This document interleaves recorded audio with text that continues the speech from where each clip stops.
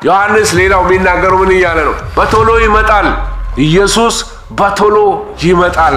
ይህንን የሚናገረው ምን ለማን ነው? ለኃጢአት ውጥረት እጃችሁን እንዳትሰጡ፣ ለስደት እጃችሁን እንዳትሰጡ፣ ለዶሚቲያን አሮጋንስ፣ ለግፍ፣ ለቄሳሮች ትዕቢት ለማንም እንዳትሰግዱ፣ ለማንም እንዳታጥኑ። ኢየሱስ ጌታ ነው። እሱ እንዲህ የከበረ ጌታ ነው። ተስፋውን ተመልከቱ። መልኩ ይህንን ይመስላል። አይኖቹ ይህንን ይመስላሉ። እግሮቹ ይህንን ይመስላል። ከአፉ የሚወጣው ቃል በሁለት በኩል የተሳለ ሰይፍ ነው።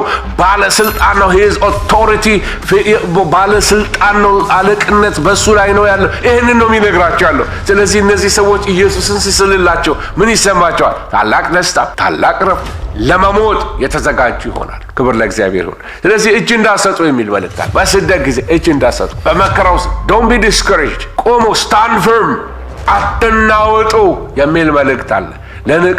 ለምጽአቱ የተዘጋጀ ህይወት እንዲኖሩ ሲያዘጋጃቸው መልእክት ሲልክላቸው ትመለከታላችሁ። ኢየሱስን ማየቱን መናገሩ በጣም ወሳኝ ነው። ለምን? የመልእክቱ ባለቤት እሱ ላከኝ የሚለው ማንን ነው? ኢየሱስን ነው። እና ኢየሱስ ምን ይመስላል?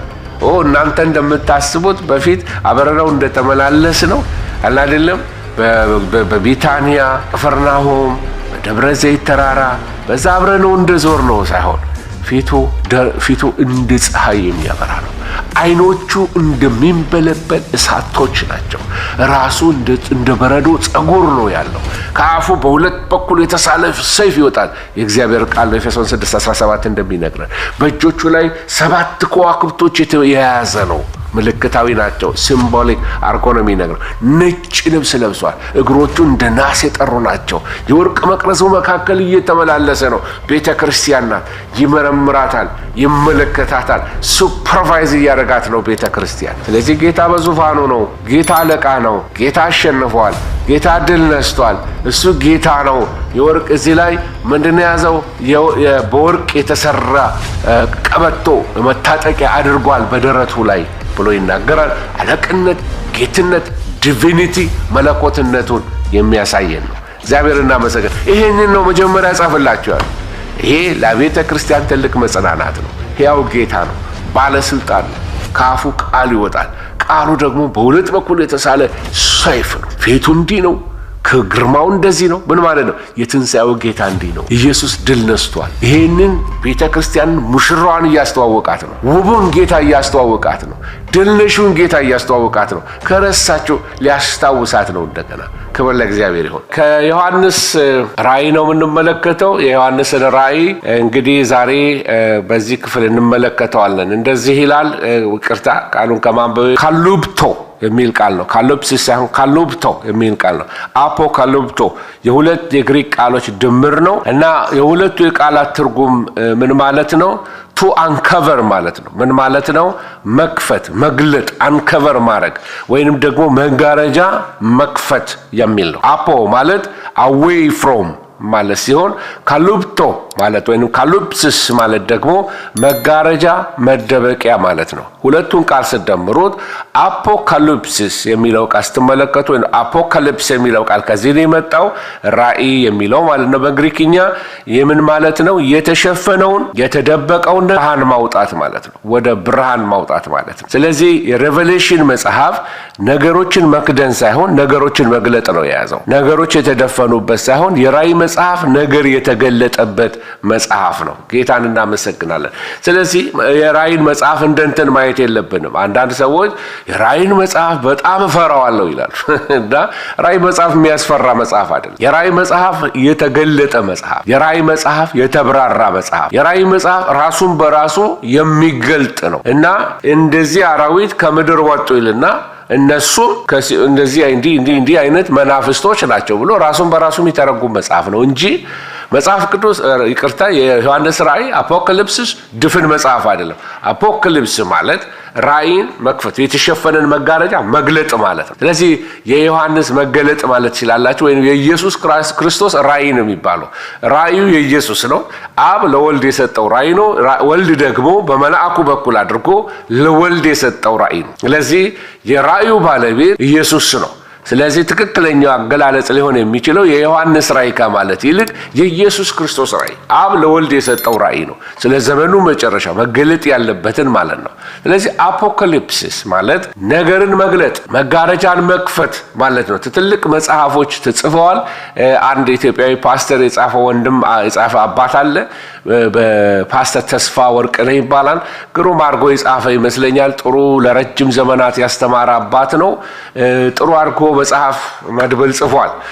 መጽሐፉን ምናልባት ኢንፎርሜሽን ካገኘው አመጣላችኋለሁ። አሁን እጄ ላይ መጨረሻ ክላሳችን ላይ ካስታወስኩት አደርግላችኋለሁ። እና ምን ልላችሁ ፈልጌ ነው የተገለጠ ነው መጽሐፉ። ስለዚህ አንዳንድ ሰዎች ያስፈራል፣ ዮሐንስ ራእይ በጣም ኮምፕሊኬትድ ነው። ምንም ኮምፕሊኬትድ ነገር አይደለም። ኮምፕሊኬትድ መረዳታችንን ከመሰረት ጀምሮ ትክክለኛ መረዳት የመጽሐፍ ቅዱስ ትክክለኛ መረዳት ካለን እያነበብነው ስንመጣ እየተብራራ የሚመጣ መጽሐፍ ነው እንጂ ነገርን የሚሸፋፍን መጽሐፍ አይደለም። እንደውም ነገርን የሚገልጥ መጽሐፍ ነው። ኢትስ ሬቨሌሽን፣ መግለጥ ነው፣ ማብራት ነው፣ አብርሆት ነው እንጂ በፍጹም የሚደብቅ መጽሐፍ አይደለም። ኢንስቴድ ዘካርያስ መጽሐፍን ብታነቡት ዘካርያስ መጽሐፍ ኦልድ ተስተመንትም ላይ ስለሆነ ሽፍንፍን ያለ ነገር አለ። ስለ ኢየሱስ መገለጥ ሁሉ ይናገራል። የዮሐንስ ራእይ የዘካርያስ መጽሐፍ ከአዲስ ኪዳን ከብሉይ ኪዳን መጽሐፎች አንዱ አስቸጋሪ የሚባለው የዘካርያስ መጽሐፍና የሕዝቅኤል መጽሐፎች ናቸው። ነገር ግን የዮሐንስን ራእይ ለመረዳት ዳንኤልን ማወቅ አለባችሁ፣ ሕዝቅኤልን ማወቅ አለባችሁ፣ ዘካርያስን መጽሐፍ ማወቅ አለባችሁ። መዝሙረ ዳዊትን በሚገርማችሁ ሁኔታ ትንቢቶች ስላሉት እሱንም መጽሐፍ ማወቅ ያስፈልጋል። ስለዚህ ስለ ዘመን ፍጻሜ ሆል ስክሪፕቸር ብሉይ ኪዳን ላይ ያለውን ሰመራይዝ አድርጎ በብሉይ ኪዳን ቋንቋ የሚገልጠው አገላለጥ ነው። ስለዚህ ዮሐንስ ይሄንን ሲጽፍ እንግዲህ በመጽሐፉ ላይ እንደምትመለከቱት የመጽሐፍ ቅዱስ የመጨረሻው መጽሐፍ ነው የዮሐንስ ራእይ እና በውስጡ በታላቅ ተስፋ መቁረጥ ውስጥ የሚገኙ ክርስቲያኖችን ሕይወት ለመዝራት የተጻፈ ሐሳብ ነው ያለው። መጽሐፉ በተጻፈበት ጊዜ ብዙ አማኞች በእስር ላይ ነበሩ። አንዳንዶች በእምነታቸው ምክንያት ሞተዋል። ታውቃላችሁ፣ በኔሮ ዘመን በዶሚታን ዘመን ብዙ ህዝቦች እያለቁ ነው ክርስቲያኖች ያሉት። ብዙ አማኞች የመግዛትና የመሸጥ ነጻነት ያልነበራቸው፣ ስለዚህ በኢኮኖሚ በጣም ችግረኞች ናቸው። ብዙ ክርስቲያኖች ድሆች ነበሩ። ከዚህ የተነሳ ደግሞ የተለመዱ የህይወት ችግሮች ደግሞ አሉባቸው። አንዳንዶች ታሞ የሞቱ ሰዎች አሉ፣ ሊድኑ ያልቻሉ ታመዋል ሳይፈወሱ ወይንም ደግሞ በሞት የተወሰዱ ሰዎች አሉ። የሚወዳቸው ሰዎች በተፈጥሮ አደጋ የሚሞቱባቸው ሰዎች አሉ፣ በተለያየ በሽታ አሁንም በዚህ ዘመን እንደሚሆነው እና ሐዘን አለባቸው። እንደ ማንኛውም ሰው በመከራ አልፈዋል። እንደ ብዙዎቻችንም ደግሞ ለምን የሚል ጥያቄዎች አላቸው። ለምን ይሄ ሆነ? ለምን ይሄ ሆነ? ከዚህ በኋላ ምን ልንሆን ነው? ተስፋችን ምንድን ነው ለሚሉ ሰዎች የመጽናኛ መጽሐፍ ነው። ስሙኝ በትክክል የዮሐንስ ራእይ መጽሐፍ ሊያስፈራራን የተጻፈ ሳይሆን የመጽናናት መጽሐፍ ነው። የተስፋ መጽሐፍ ነው። ሊመጣ ያለውን ተስፋ ነው የሚያሳየን ያለው። አንድ አፍሪካን አሜሪካን ወይም ብላክ አሜሪካን ሰው ነበርና የተማረ ሰው አይደለም፣ ብዙ ዕውቀት የለውም እና ዝም ብሎ የዮሐንስን ራእይ ሴሚናር የሆነ ሰውዬ ያስተምራል እና አስተምሮ ሲጨርስ በጣም ኮምፕሊኬትድ አድርጎ ሰው ሁሉ እንዴት አይነት ከባድ መጽሐፍ ነው እያለ ይወጣል ከአዳራሽ ውስጥ እና እሱን ዞር ብሎ አስተማሪው እንዴት ነው ዮሐንስን ራእይ እንዴት ተረዳኸው አለው እና ይሄ አፍሪካን አሜሪካን ሰው ምን አለው? ኢን ጀነራል አለው፣ በጥቅሉ አለው፣ አዎ ኢየሱስ አሸነፈ ነው የሚለው አለው። ክብር ለእግዚአብሔር ይሁን። ጀስት ሲምፕል የሆነ ሶፊስቲኬትድ ያልሆነ ውስብስብ ያልሆነ ማንኛውም ሰው ተራ ሰው ሊረዳው በሚችለው ቋንቋ የራእይ መጽሐፍ ምንድን ነው የሚለው? ኢየሱስ አሸነፈ። ዳትስ ኢት። መጨረሻው ድል የኢየሱስ ነው። ኢየሱስ ያሸንፋል፣ ኢየሱስ አሸንፏል የሚል መልእክት ነው ያለው። ዳትስ ኦል እንጂ በቃ አንዳንዶቹ በቃ አውሬው ላይ እንቁራሪቱ ላይ በቃ አይደለም የተለያየ አይነት ጊንጦቹ ላይ ምናምን የሚያተኩሩትና ፎከሱ ኢየሱስ ላይ ነው። ዮሐንስ ራእይ ፎከሱ ኢየሱስ ላይ ነው። ኢየሱስን ይዩት በመጽሐፉ ላይ እንጂ ይሄ ዝም ብሎ ያለው ዙሪያ ያለውን እንትን አይደለም መመልከት ያለብን። እሺ ሌላው እንግዲህ የዮሐንስን ራእይ ስንመለከት አትንክ ስላይድ ባረግላችሁ የቅዱሳት መጽሐፍት ሁሉ መክደኛ ነው። የቅዱሳት መጽሐፍት ሁሉ መክደኛ ነው ማለት ይሄ ክዳን ራእይ ባይኖር ኖሮ that's it በጣም መጽሐፍ ቅዱስ ኢንኮምፕሊት ይሆን ነበር። መጽሐፍ ቅዱስ ጎዶሎ ይሆን ነበር። ያለ ራእይ ክዳን የሌለው ነገር ይሆን ነበር። የመጽሐፍት ሁሉ የቅዱሳት መጽሐፍ የ66 የ65ቱ መጽሐፍ መክደኛ ሆኖ ነገር እንዲደመደማል የሚል መልእክት አለው። የነገር ፍጻሜ እንደዚህ ነው የሚል መልእክት በዮሐንስ ራእይ ትመለከታላችሁ። እንደገና በሁለተኛ ነጥብ ላይ ደግሞ ላሳያችሁ የምፈልገው የአዲስ ኪዳን ብቸኛ የትንቢት መጽሐፍ ይሄ ነው። ሌላ የትንቢት መጽሐፍ ከዮሐንስ ራእይ በስተቀር ትንቢት መጽሐፍ ተብሎ ሌብልድ የሆነ የለንም እና አልፎ ታያላችሁ በተሰሎንቄ ላይ የጳውሎስን ትንቢት፣ በጢሞቴዎስ ላይ የጳውሎስን ትንቢት ስለ ዘመን መጨረሻ አልፎ በመልእክቱ መካከል ላይ ትንቢታዊ ነገሮችን ጣል ያደርጋል።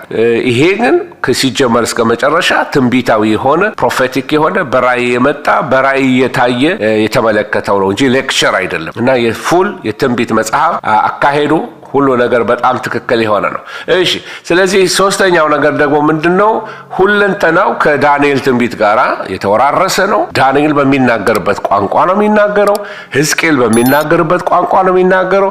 ስለዚህ በጣም ሄብራይክ ወይንም ደግሞ አይሁዳዊ የሆነ ቶን አለው፣ ቃና አለው። ኦፍ ኮርስ ብዙ ግሪክኛ ቃላቶችን በግሪክኛም ነው የተጻፈው። ነገር ግን በጣም አይሁዳዊ ከሆኑ መጽሐፍቶች ከነ ዳንኤል ጋራ በጣም ተመሳሳይ ነው። ቋንቋው ይመሳሰላል። ተወራራሽነት ያለው ነገር ትመለከታላችሁ። ስለዚህ የራእይ መጽሐፍ ይሄንን ይመስላል። ሌላ አንባቢዎች ደግሞ ይሄንን መጽሐፍ ብታነቡ ይሄን መጽሐፍ ለሚያነብ ብፁዕ ነው ተብሎ የተነገረለት በራሱ ቋንቋ ስለራሱ መጽሐፍ አድንቆ የሚናገር ይሄንን የዮሐንስን ትንቢት የራእይን መጽሐፍ ለሚያነብ ሰው ብፁዕ ነው ይሄን የትንቢት ቃል የሚሰማ ሰው ይላል። ስለዚህ የዮሐንስን ራእይ መስማት በራሱ ምን አለው ማለት ነው? በረከት አለው። ዛሬ የዮሐንስን ራእይ የዘመንን መጨረሻ ትንቢት የምትሰሙ እናንተ ሰዎች እናንተ ብፁዓን ናችሁ፣ ታድላችኋል ማለት ነው። you are blessed። ምክንያቱስ ምንድነው? የተስፋ መጽሐፍ ነው። የመጽናናት መጽሐፍ ነው። ድል የመንሳት መጽሐፍ ነው። ወዮ ሊል የሚገባው ክርስቶስ የሌለው ነው። ክርስቶስ ላለው ኢየሱስ ያለው ማህተሙ ያለው በደሙ የተቀደሰ ሰው የራእይ መጽሐፍ ሊፈራው የራእይን መጽሐፍ ሊደነግጥለት የሚገባ መጽሐፍ አይደለም። ስለዚህ አንዳንድ የሰይጣን ግን ዲሊብሬትሊ ሰዎች እንዳይሰሙት ከሚፈልጋቸው መልእክቶች አንዱ የዮሐንስ ራእይ ነው። ለምን? የሰይጣንን ሽንፈት ይናገራል፣ የኢየሱስን ማሸነፍ ያውጃል። ስለዚህ የጌታን ድል መንሳት፣ የጌታን ማሸነፍ፣ የሰይጣንን መሸነፍ የሚናገርን መጽሐፍ ባይ ኦል ሚንስ ከቤተ ክርስቲያን ሊያጠፋው ፈልጓል። ብዙዎች አይሰብኩትም። እግዚአብሔርን አመሰግናለሁ። ለረጅም ዓመታት በተለይ ላስት 6-5 ዓመታት በተከታታይ በኤልሻዳይ ቴሌቪዥን በዚህ በዩቲዩብ ላይ ለማስተማር ሞክረናል። ከዛም በኋላ ብዙ ሰዎች አይቻለሁ። አሁን ማስተማር ጀምሯል። በኢትዮጵያ ውስጥ የራእይ መጽሐፍ የሚሰብኩ ወጣቶች ተነስተዋል። ጌታን አመሰግናለሁ። ምክንያቱም በዚህ ዘመን ሊሰበክ የሚገባ መልእክት ቢኖር ይሄ የተስፋ መልእክት ነው። ኑሮ ተወደደ፣ እንደዚህ ቀውስ መጣ፣ ፖለቲካል ክራይሲስ አለን፣ ይሄ አለን ያለን፣ እኛስ ጋር ተስፋ አለን። ራእይ የሚነግረን ይሄንን ነው። ስለ ዘመን መጨረሻው ስብስብነት፣ ስለ የሞራል የግብረገብ መፈራረስ፣ የኢንቴግሪቲ ጨዋነት መጥፋት፣ የፖለቲካል ዝብርቅርቅ ወጣ፣ እንደዚህ ሆነ፣ ጦርነት በዛ፣ ረሃብ በዛ፣ ድህነት በዛ፣ አመጽ በዛ እያለን ያንን ብቻ ሳይሆን ለሴም ታይም ማየት ያለብን ነገር ምንድነው? ቅዱሳት መጽሐፍት መክደኛ የሆነው የአዲስ ኪዳን ብቸኛ የትንቢት መጽሐፍ የሆነው ይሄ አሁን ያልኳቸው ለአንባቢዎች በረከት የሆነው መጽሐፍ ምንድነው የሚናገረው? ኢየሱስ አሸንፏል፣ ኢየሱስ ድል ነስቷል። ለክርስቲያን ተስፋ አለው። ለኢየሱስ ለሆኑ ተስፋ አላቸው እንጂ የሚለው ወዮላችሁ ወዮ። በተለይ ኮሮና ሰሞን ሰዎች እየተነሱ የሚናገሩ ነበሩ። ይሄ በቃ አይደለም ቺንቱኑን የተወጋ ቫክሲኑን የተወጋ ሁሉ 666 የወሰደ እየመሰለው አንዳንድ ሰዎች ያስተማራሉ። ተጨንቀው የደወሉልኝ ሰዎች አሉ። በብዙ ኢንተርቪዎች አድርጌያለሁ። ቫክሲኑ 666 ነው እያሉ ውሸት። ይሄው ተመለከት ነው ሁሉን ነገር አያችሁ። ስለዚህ መጽሐፉ ካላችሁ ተደላድላችሁ መልእክታችሁ አይለዋወጥም። መጽሐፉ ተስፋ ነው የሚናገረው። መጽሐፉ ድል ነው የሚናገረው። መጽሐፉ ማሸነፍ ነው የሚናገረውና ሰላም ለእናንተ ይሁን። የድል መልእክት ነው ያለኝ ዛሬ። ኢየሱስ ክርስቶስ አሸንፏል። ፕሬዝ ጋድ። መጨረሻም ያሸንፋል። አሜን አሜን። ክብር ለእግዚአብሔር ይሁን። እሺ ሌላው ላሳያችሁ የምፈልገው ምንድነው? ይሄንን ካልኳችሁ የበረከት ተስፋ ነው ብያችኋለሁ። ጥቅሉን ስትመለከቱት የዮሐንስ ራእይ 22 ምዕራፎች ተመልከቱ። ከላይ ወደ 404 ቁጥሮች ወደ 9000 የሚሆኑ ቃላት በግሪክ የተወሳሰበበት መጽሐፍ ነው። ከዛ የተቀነባበረ መጽሐፍ ነው እና ጸሐፊው ራሱን ስሙ በስሙ የሚጠራው አንድ ላይ ስሙን ይጠራል። 1:4 ላይ 1:9 ላይ የኢየሱስ ደቀ መዝሙር የዘብዴዎስ ልጅ ዮሐንስ ነው። ዮሐንስን ወንጌል የጻፈው ዮሐንስን መልእክቶች የጻፈው እሱ ነው። ሶስቱንም መልእክት የጻፈ ጠቅላላ 5 የአዲስ ኪዳን መጽሐፍቶችን የጻፈልን ይሄ ዮሐንስ ነው። እንግዲህ እነማን ናቸው የተጻፈላቸው የሚለው ግልጽ ተደርጎ የተጻፈበት ነው። በትንሹ እስያ የነበሩ ታስታውሳላችሁ። እነሱ 7ቱ አብያተ ክርስቲያናት ብለን የምናያቸው እነዛ 7 አብያተ ክርስቲያናቶች ናቸው። ቃሉ የተጻፈው ከ95 እስከ 100 ዶሚታን የነገሰበት ዘመን ነው፣ ወይም 96 ሲኢ ኮመን ኤራ ማለት ነው። የተጻፈበት ቦታ ከፍጥሞ ደሴት ነው ይናገራል። በፍጥሞ ደሴት በግዞት ላይ እንደነበረ በኋላ አሳያችኋለሁ። ከፍጥሞ ደሴት ግሪክ ነው ያለችው። ቋንቋው ግሪክኛ ነው። ሌላው ደግሞ ስዕላዊ ነው። ሌላ ደግሞ ሴሜቲክ ተጽዕኖ ያላቸው ቅድም እንዳልኳቸው አይሁዳዊ ይሸታል። ራእዩ ሁሉ አይሁዳዊ አገላለጥ ነው የሚገልጠው። ስዕላዊ ያልኳችሁ በሙሉ መጽሐፉን ስትመለከቱ ስዕል ነው የምታዩ። ስዕል ፒክቶሪያን ቪዥን ነው፣ በስዕላዊ መንገድ ነው የሚገልጠው። እሺ ጌታ እናመሰግናለን። ዮሐንስን ራእይ ማጻፈው እንዳልኳችሁ የቤተ ክርስቲያን ምስክሮች ነበሩ። አባቶችን ሁሉ የምጠቅሳቸው አሁን ዛሬ የመጨረሻው መጽሐፍ ላይ ስማቸውን እጠቅሳቸዋለሁ ወደ በኋላ። እነዛ አበው የቤተክርስቲያን አበው እነማን እንደነበሩ ዮሐንስ ራእይ ማጻፈው ራሱ መጽሐፉም የሚነግረን ስትሬት ፎርዋርድ በሆነ መንገድ የሚነግረን ነገሮች አሉ። እንግዲህ በመጽሐፉ ውስጥ ጸሐፊው ራሱን ወደ 5 ጊዜ ዮሐንስ እንደሆነ ቀደም እንዳልኳችሁ 1:4 ላይ እኔ ዮሐንስ በፍጥሞ ደሴት ነበርኩኝ ያለ 1:9 ላይ እንደገና ሲጨርስ ደግሞ ወደ መጨረሻ ላይ ራእይ 22 ቁጥር 8 ላይ ሊሰግድለት ሲል ዮሐንስ የራሱን ስም ሲጠቅስ ትመለከታላችሁ። እና እንደ ዮሐንስ መጽሐፉን እንግዲህ በጠቅላላ ስትመለከቱ የትኛው ዮሐንስ እንደሆነ ስንነጋገር አንደኛ ዮሐንስን የጻፈው፣ ሁለተኛ ዮሐንስን የጻፈው፣ ሶስተኛ ዮሐንስን የጻፈው እሱ ዮሐንስ እንደሆነ ሐዋርያትና ወይንም ደግሞ ቅዱሳት ምሁራኖች ይሄንን ይናገራሉ። እና አንዳንዶች በዚህ መጽሐፍ ላይ ሽማግሌው ዮሐንስ ብሎ ሲናገር ኤልደር ጆን ብለው የሚናገሩት አለ። ኤልደር ጆን ማለት ሳይሆን በእድሜ የሸመገለ ሰው ማለት እንጂ የቤተ ክርስቲያን አውራ ወይንም ደግሞ ኤጲስቆጶስ ለማለት የተባለ አይደለም። ስለዚህ አንዳንድ ምሁራኖች ኤልደር ጆን የሚባል ነው እንጂ ጻፈው የዘብዴዎስ ልጅ ዮሐንስ አልጻፈውም የሚል አመለካከት አላቸው። እሺ ከጽሁፉ ስትመለከቱ ጸሐፊው ሐዋርያ እንደሆነና at the same time ደግሞ ኢየሱስ ክርስቶስን እንዳየው በህይወት እንዳየው የሚሰጥ ፍንጮች አሉ፣ ምልክቶችን ይሰጣል። እንግዲህ ዮሐንስ ወንጌል ከዮሐንስ ራእይ ጋር እያወዳደርን ብንመለከት የቋንቋ አጠቃቀሙ ጸሐፊዎቹም ትንሽ ለየት ያሉ እንዲመስል ያደርጋል። የቋንቋ ምክንያቱም ራእዩ ይዘቱ የተለየ ነው፣ ወንጌል ይዘቱ የተለየ ነው። ስለዚህ አገላለጹ ይናገራል። አሁን እኔን ወስዳችሁኝ ዮሐንስን ራእይ ሳስተምራችሁና መሐሌን ባስተምራችሁ ቶኔ ይለያያል፣ መልእክቴ ይለያያል። ምክንያቱም ያ የሚናገረው ስለ ወርሺፕ ኤንድ ሪሌሽንሺፕ ነው። ይሄ የሚናገረው ደግሞ ስለ ፍጻሜ ዘመን ነው፣ ስለ ጀጅመንትም የሚናገረው ፓርት አለ። ስለዚህ ቶናችን፣ መረዳታችን፣ ቋንቋችን የምንጠቀምበት ከመጽሐፍ ሊለያይ ይችላል። እንደተቀበልነው ራእይ ሊሆን ይችላል የሚል አለ። ስለዚህ ራእዩን ይሄንን ይመስላል። ከዛ ጋር አያይዤ ላሳያችሁ ፈልገው ጸሐፊው ብሉይ ኪዳንን ጠንቅቆ የሚያውቅ ነው። ሪፈር እያደረገ ይጠቅሳል ከብሉይ ኪዳን።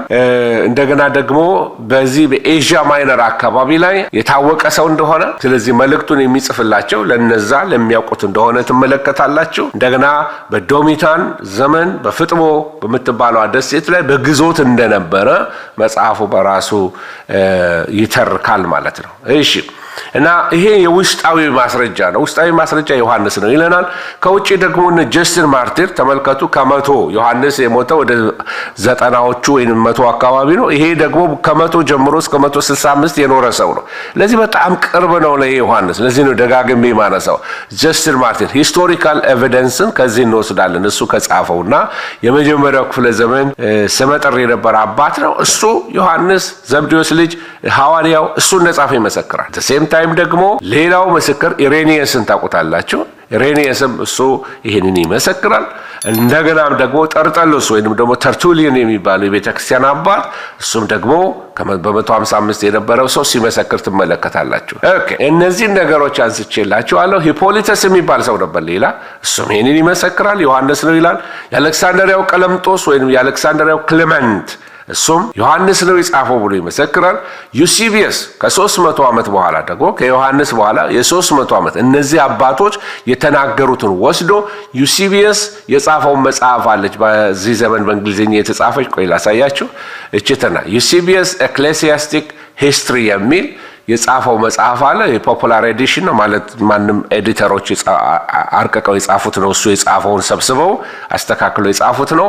የቂሳሪያው ዩሲቢየስ ይባላል እና እሱ ደግሞ በ260 አካባቢ የጻፋት መጽሐፍ ተስተካክላ እዚህ ጋር ቁጭ ብላለች። ከእንደዚህ ካለው ሂስቶሪካል ዶክሜንቶች ተነስተን ነው ዮሐንስ ጻፈ ምናምን የምንለው እንጂ እንደፈለገን መዘዝ እያደረገን አንችል። ሂስቶሪካል ኤቪደንስ ያስፈልገናል።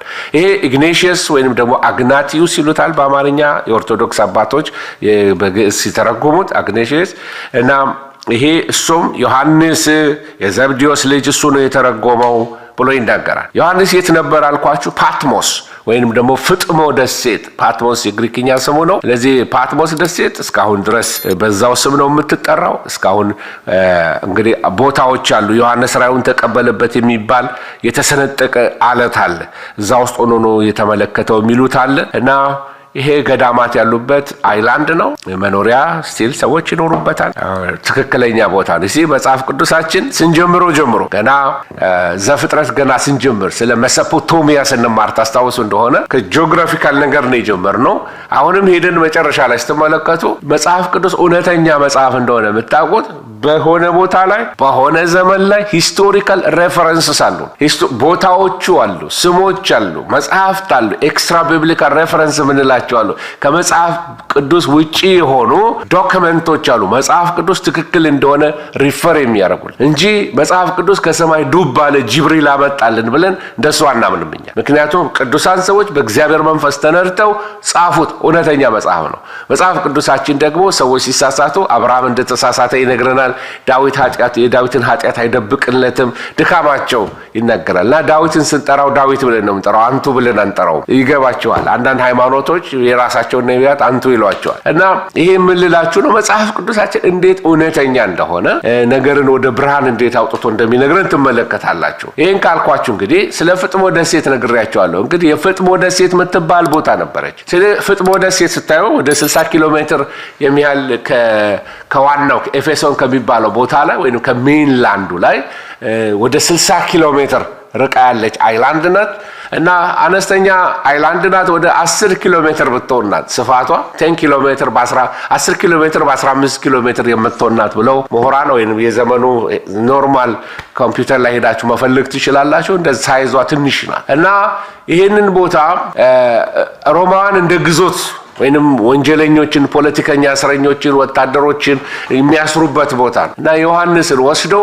በዚህ ቦታ ላይ ወደ ግዞት ለምን አልገደሉትም ብላችሁ ብትጠይቁ ምናልባት እንደኔ ላይሆንም ይችላል። ሽማግሌ ስለሆነ እድሜው የጠና ሰው ነው፣ በዚህ እድሜ ከምንገለው ብለው ሊሆን ይችላል። አት ዘ ሴም ታይም ደግሞ እስያ ላይ ያለውን ተጽዕኖ ለመቀነስና በስቱ ሌሎችን ለማስተማር በእስያ ያለውን በእነዚህ በሰባት አብያተ ክርስቲያናት ላይ ያለውን ኢንፍሉዌንስ ወይንም መንፈሳዊ ንቅናቄውን ለማቆም ዮሐንስን ሲያስሩት ፍጥሞ ላይ እንዳለ ከታወቀ አስከፊ ቦታ ነው ያለው። ከሰል የሚያወጡበት ነው፣ ማዕድን የሚቆፍሩበት ነው፣ እንደ ባሪያ የሚገዛበት ነው። ሽማግሌ ነው፣ ወደዛ ተጥሏል። ስለዚህ በእስያ አካባቢ ያለውን ተጽዕኖ ለማስፈራሪያ ለመቀጣጫ ሊያረጉት ተጽዕኖውን ለመቀነስ ያረጉት ሊሆን ይችላል። ሌላው ደግሞ እነሱ ሳያውቁት ጌታ ኢየሱስ ክርስቶስ የተናገረለት ትንቢት አለ እና በሰው እጅ እንደማይሞት ነገር ግን ናቹራል ሞት እንደሚሞት ጌታ ነግሮታል። ስለዚህ ይህንን ጌታ ከተናገረው በትንቢት የተነገረለት እንዲፈጸም ዮሐንስ ወደ ፍጥሞ ደሴት መላክ ነበረበት ማለት ነው። እና የተጻፈው ለማን ነው ብለን ካለን መጽሐፉ ምንድን ነው የሚለን? በኤፌሶን፣ በሰርመኔስ፣ በጴርጋሞን፣ ቲያጥሮን፣ በሰርዴስ፣ በፊላደልፊያ፣ በሎዶቅያ ላሉ ለእነዚህ 7 አብያተ ክርስቲያናት ይሄንን መልእክት እንድታደርስልኝ ብሎ ጌታ ሲናገረው ትመለከታላችሁ። ይሄንን ሲለው ይቅርታ ይሄንን የማሳይን በመጽሐፍ ጽፈህ ለእነዚህ ለ7 አብያተ ክርስቲያናት አድርስልኝ ይለዋል። ስለዚህ እነዚህ ሰባቱ አብያተ ክርስቲያናት በእግዚአብሔር ዓይን የታዩ ናቸው። በእግዚአብሔር ዓይን የተመሰሉ ናቸው። ጌታ መዘናቸው፣ መረመራቸው፣ ድካማቸውን፣ ከፍታቸውን፣ ዝቅታቸውን ሚመክራቸው።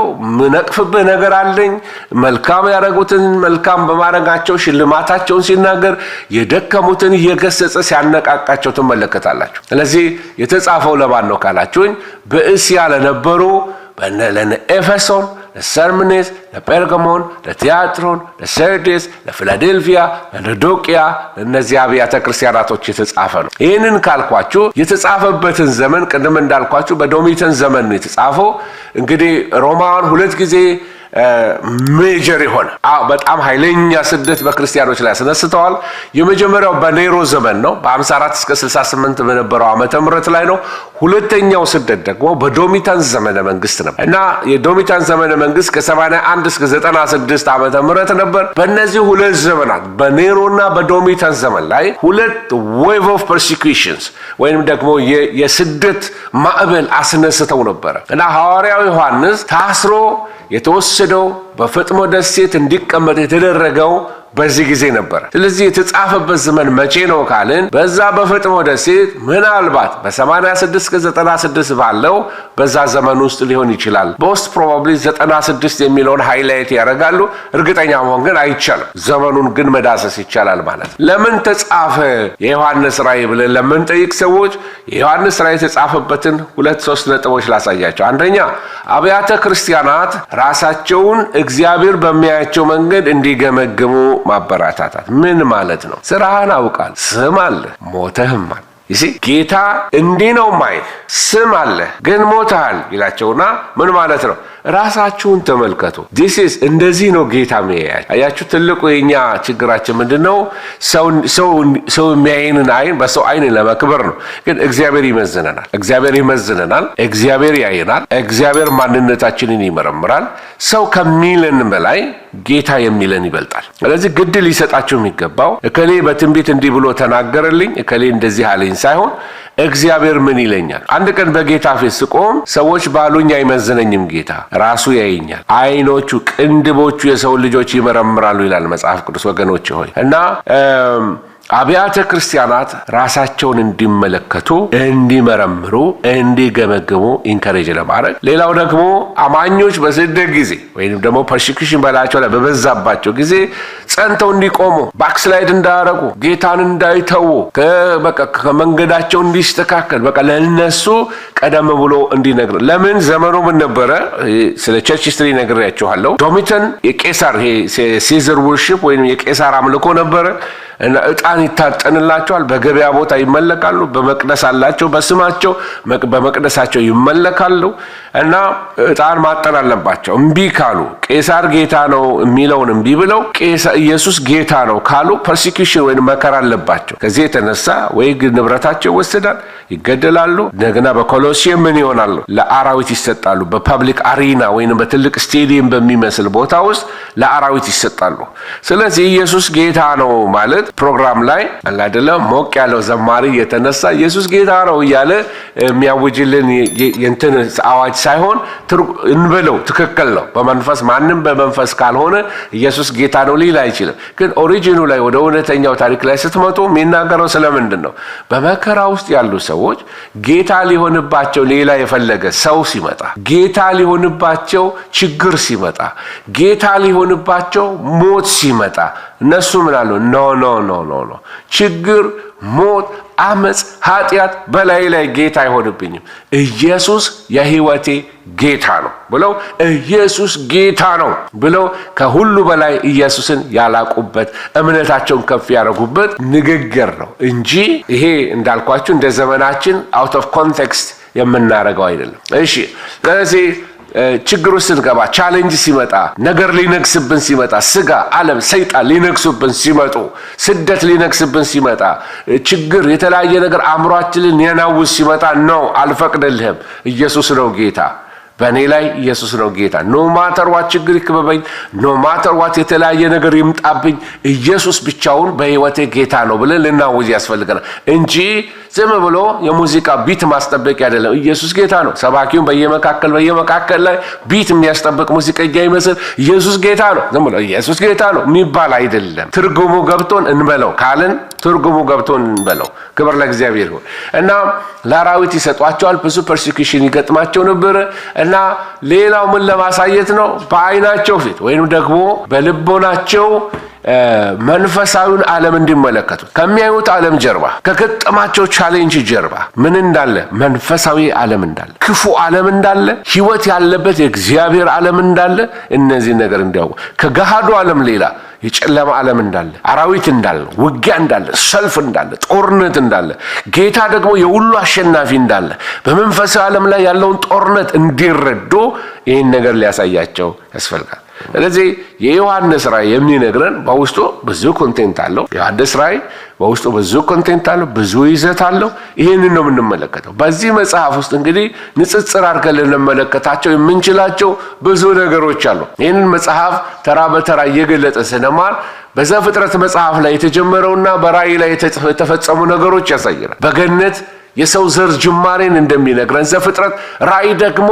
በገነት እንደገና የሰው ልጅ እንዴት ስለመግባቱ እንደገና ይነግረናል። የሕይወት ዛፍን በመብላት ሰው አለመታደሉን ወይም ደግሞ ያችን ክፉና በጎን የምታሳውቀውን ዛፍ በመብላቱ ሰው ክፉ ነገር እንደገጠመው አለመታደሉን አንፎርቹኔት ሁኔታዎችን ይነግረናል ዘፍጥረት 3 ላይ። ራእይ መጽሐፍ ላይ ሄዳችሁ ምዕራፍ 22 ላይ ስትመለከቱ ቁጥር 2 አካባቢ ላይ ሰው እንደገና የሕይወትን ዛፍ እንዲበላ ሲፈቀድለት ትመለከታለህ። ስለዚህ ዘፍጥረት ጅማሬን ያሳየናል፣ ራእይ ክዳኑን ያሳየናል። መጨረሻው ድል ነው ምላችሁ። ይሄን የሰው ዘር በእግዚአብሔር ላይ ያሳየውን የመጀመሪያውን አመጽ ዘፍጥረት 3 እና 4 ሲነግረን የመጨረሻው የሰው አመጽ መጨረሻ ምን እንደሆነ ደግሞ ራእይ መጽሐፍ ያሳየናል። የመጀመሪያውን ግድያ ቃየል አቤልን ሲገድለው፣ ስካር፣ አመጽ እንዴት ወደ ዓለም እንደገባ ዘፍጥረት ሲነግረን ራእይ ደግሞ ቅድስቲቱ ከተማ አንዳች ክፉ ነገር የማይገባባት ከተማ እንደሆነች በራእይ 21 ላይ ሲነግረን ትመለከታላችሁ።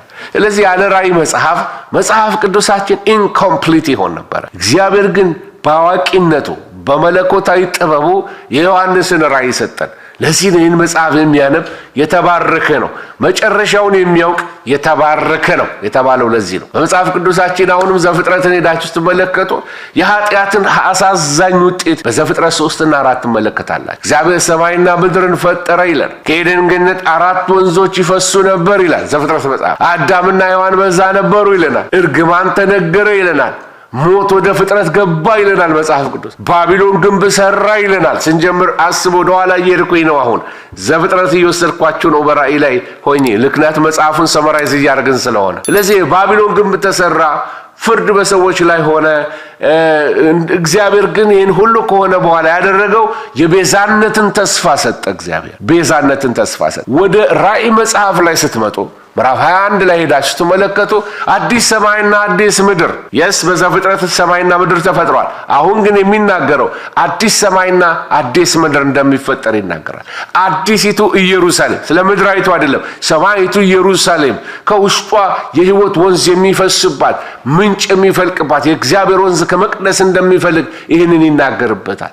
ኢየሱስ ክርስቶስ በዚያ እንደሚሆን፣ ቤተ ክርስቲያን በዛ እንደሚሆነው፣ እርግማን እንደሚነሳ፣ ሞት እንደሚወገድ፣ ባቢሎን ታላቂቱ ባቢሎን ወደቀች ተብሎ በራእይ መጽሐፍ ትንቢት ሲነገር ፍርድ ሲተነበይባት ሲበየን ትመለከታላችሁ። እንደገና ደግሞ የተነገረለት ያ ቤዛ ይመጣል የተባለው ቤዛችን ሲነግስ እንመለከተዋል። ስለዚህ ዘፍጥረትና ዮሐንስ ራእይን ጎን ለጎን አድርጋችሁ ብትመለከቱ ጅማሬና ፍጻሜን ያሳያል።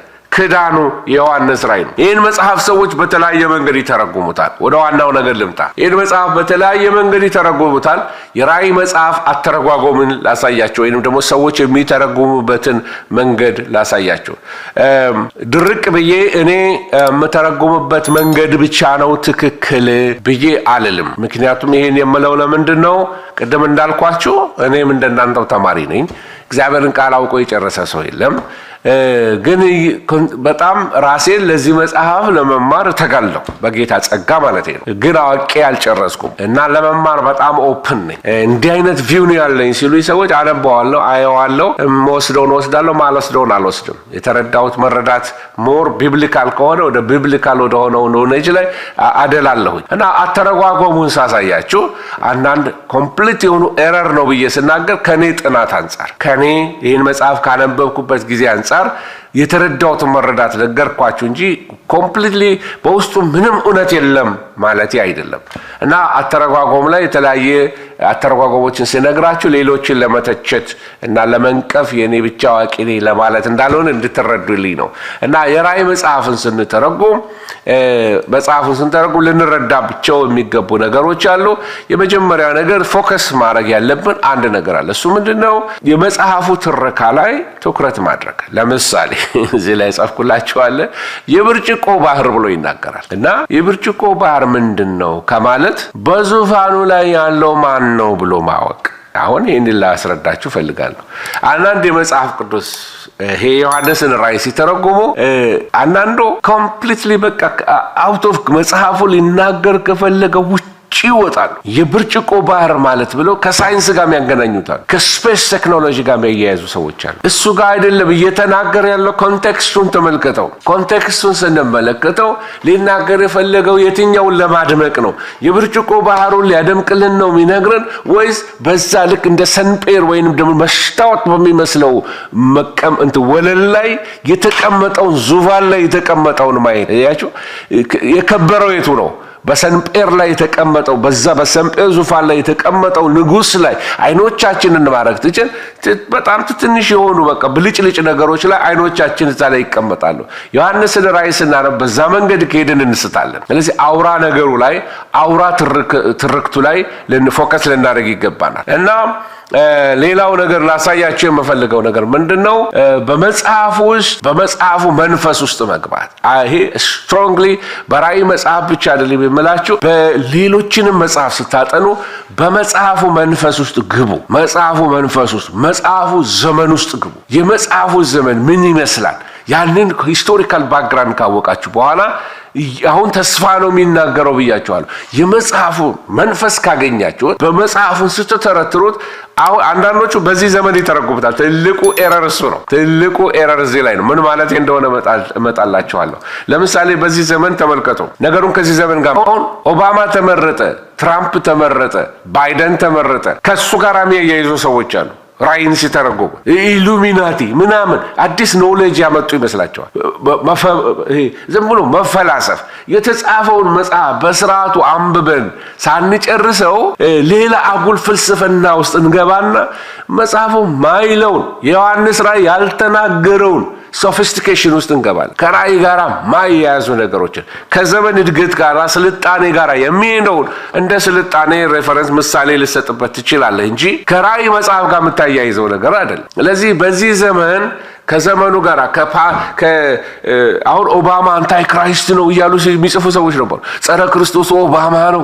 ትንሽ ይቆዩና ደግሞ ማን ነበር? ጆርጅ ቡሽ ነበር ጸረ ክርስቶስ። ቀጥሎ ደግሞ ትራምፕ ጸረ ክርስቶስ ተባለ። እና ማን የቀረው እንግዲህ? የመጣ መሪ ሁሉ በቃ እሱ ነው። በጣም ያሳፍረው ደግሞ እንደ የሀገራችን ዩቲዩበርስ አይደለም ይሄም የሚናገሩት። እንዲህ አይነቱን በጣም ስነ መለኮት ዕውቀት የጎደለው ነገር የሚናገሩት አሜሪካን ሀገር አሉ የሚባሉ ሰባኪዎቻችንም ናቸው። ማለት አበሾቹ ማለት አይደለም፣ ይቅርታ። በዚህ ሀገር በራሴ ኮንቴክስት ነው የምናገረው። እና በዚህ ዘመን ጋር ለማገናኘት አንሞክር። ማለት የስ አንዳንዱ ነገር ምሳሌ ሊሆነን የሚችል ከእግዚአብሔር ቃል እንማረዋለን። ነገር ግን ስፔሲፊካሊ የተፈጸመው ትንቢት ተመልከቱ እንዲሆነ ይኸው ትራምፕ ተመረጠ፣ ጸረ ክርስቶስ መጣ ተብሎ በየቸርቹ የሚነገር ነገር አይደለም። ኦባማ መጣ ሄደ እና ጸረ ክርስቶስ ተለወጠ ወይ ሌላ ጸረ ክርስቶስ ምንድን ነው የምናወራ ያለን? ስለዚህ ቢብሊካል ያልሆነ ኢንተርፕሪቴሽኖች እንዳሉ ላሳያችሁ ነው። በቀጥታ ለመረዳት ብንሞክር ይሄ ምን ማለት ሊትራል ኢንተርፕሪቴሽን ስፒሪቹዋላይዝ ስናደርገው ሁሉን ነገር። ለምሳሌ ከዚህ በፊት ተናግሬያለሁ። በጉ በተራራዎች ላይ እግሮቹ እንደዚህ ሆነ ዘንዶውና እንደዚህ ተዋጉ የሚለውን ዘንዶ ሰይጣን ነው እንትኑ እንደዚህ ነው ተራራው እንደዚህ ነው ተራራው ላይ ያሉ ዛፎች ትርጉማቸው እንደዚህ ነው እያልን ወደ ትርጉም ስፒሪቹዋል ትርጉም እሺ ኢየሱስ እግሮቹ በደብረ ዘይት ተራራ ላይ ቆሙ ተራራው ሁለት ቦታ ተሰነጠቀ ሲል ምን ማለት ነው ይላሉ ኢየሱስ በመንፈስ በሰው ልብ ላይ ተቀመጠ ከዛ ልብ የሰው ልብ ሲካፈል ነው ወይንም የሰው ልብ ሲሰበር ነው ምናምን የሚል ነገር ውስጥ ከገባን አይደለም መጽሐፉ እንደሱ አይደለም ሊትራል ኢንተርፕሪቴሽን ምን ማለት ነው ኢየሱስ እግሮቹ በደብረ ዘይት ተራራ ላይ ይቆማሉ ይላል መጽሐፍ ምን ብለህ ተተረጉመዋለህ እሱ ሊትራሊ ኢየሱስ ይመጣል ኢየሱስ እግሮቹ በደብረ ዘይት ተራራ ላይ ይቆማሉ ካለ ሰው ልብ ላይ ይቆማል ማለት ይችላል በደብረ ዘይት ተራራ ላይ ይቆማል ለምን አርሞኒየም ተራራ ላይ ይቆማል ያላሉ ታዲያ ከፍ ያለ ተራራ ነው እሱ የሚናገረው ግን ስፔሲፊክሊ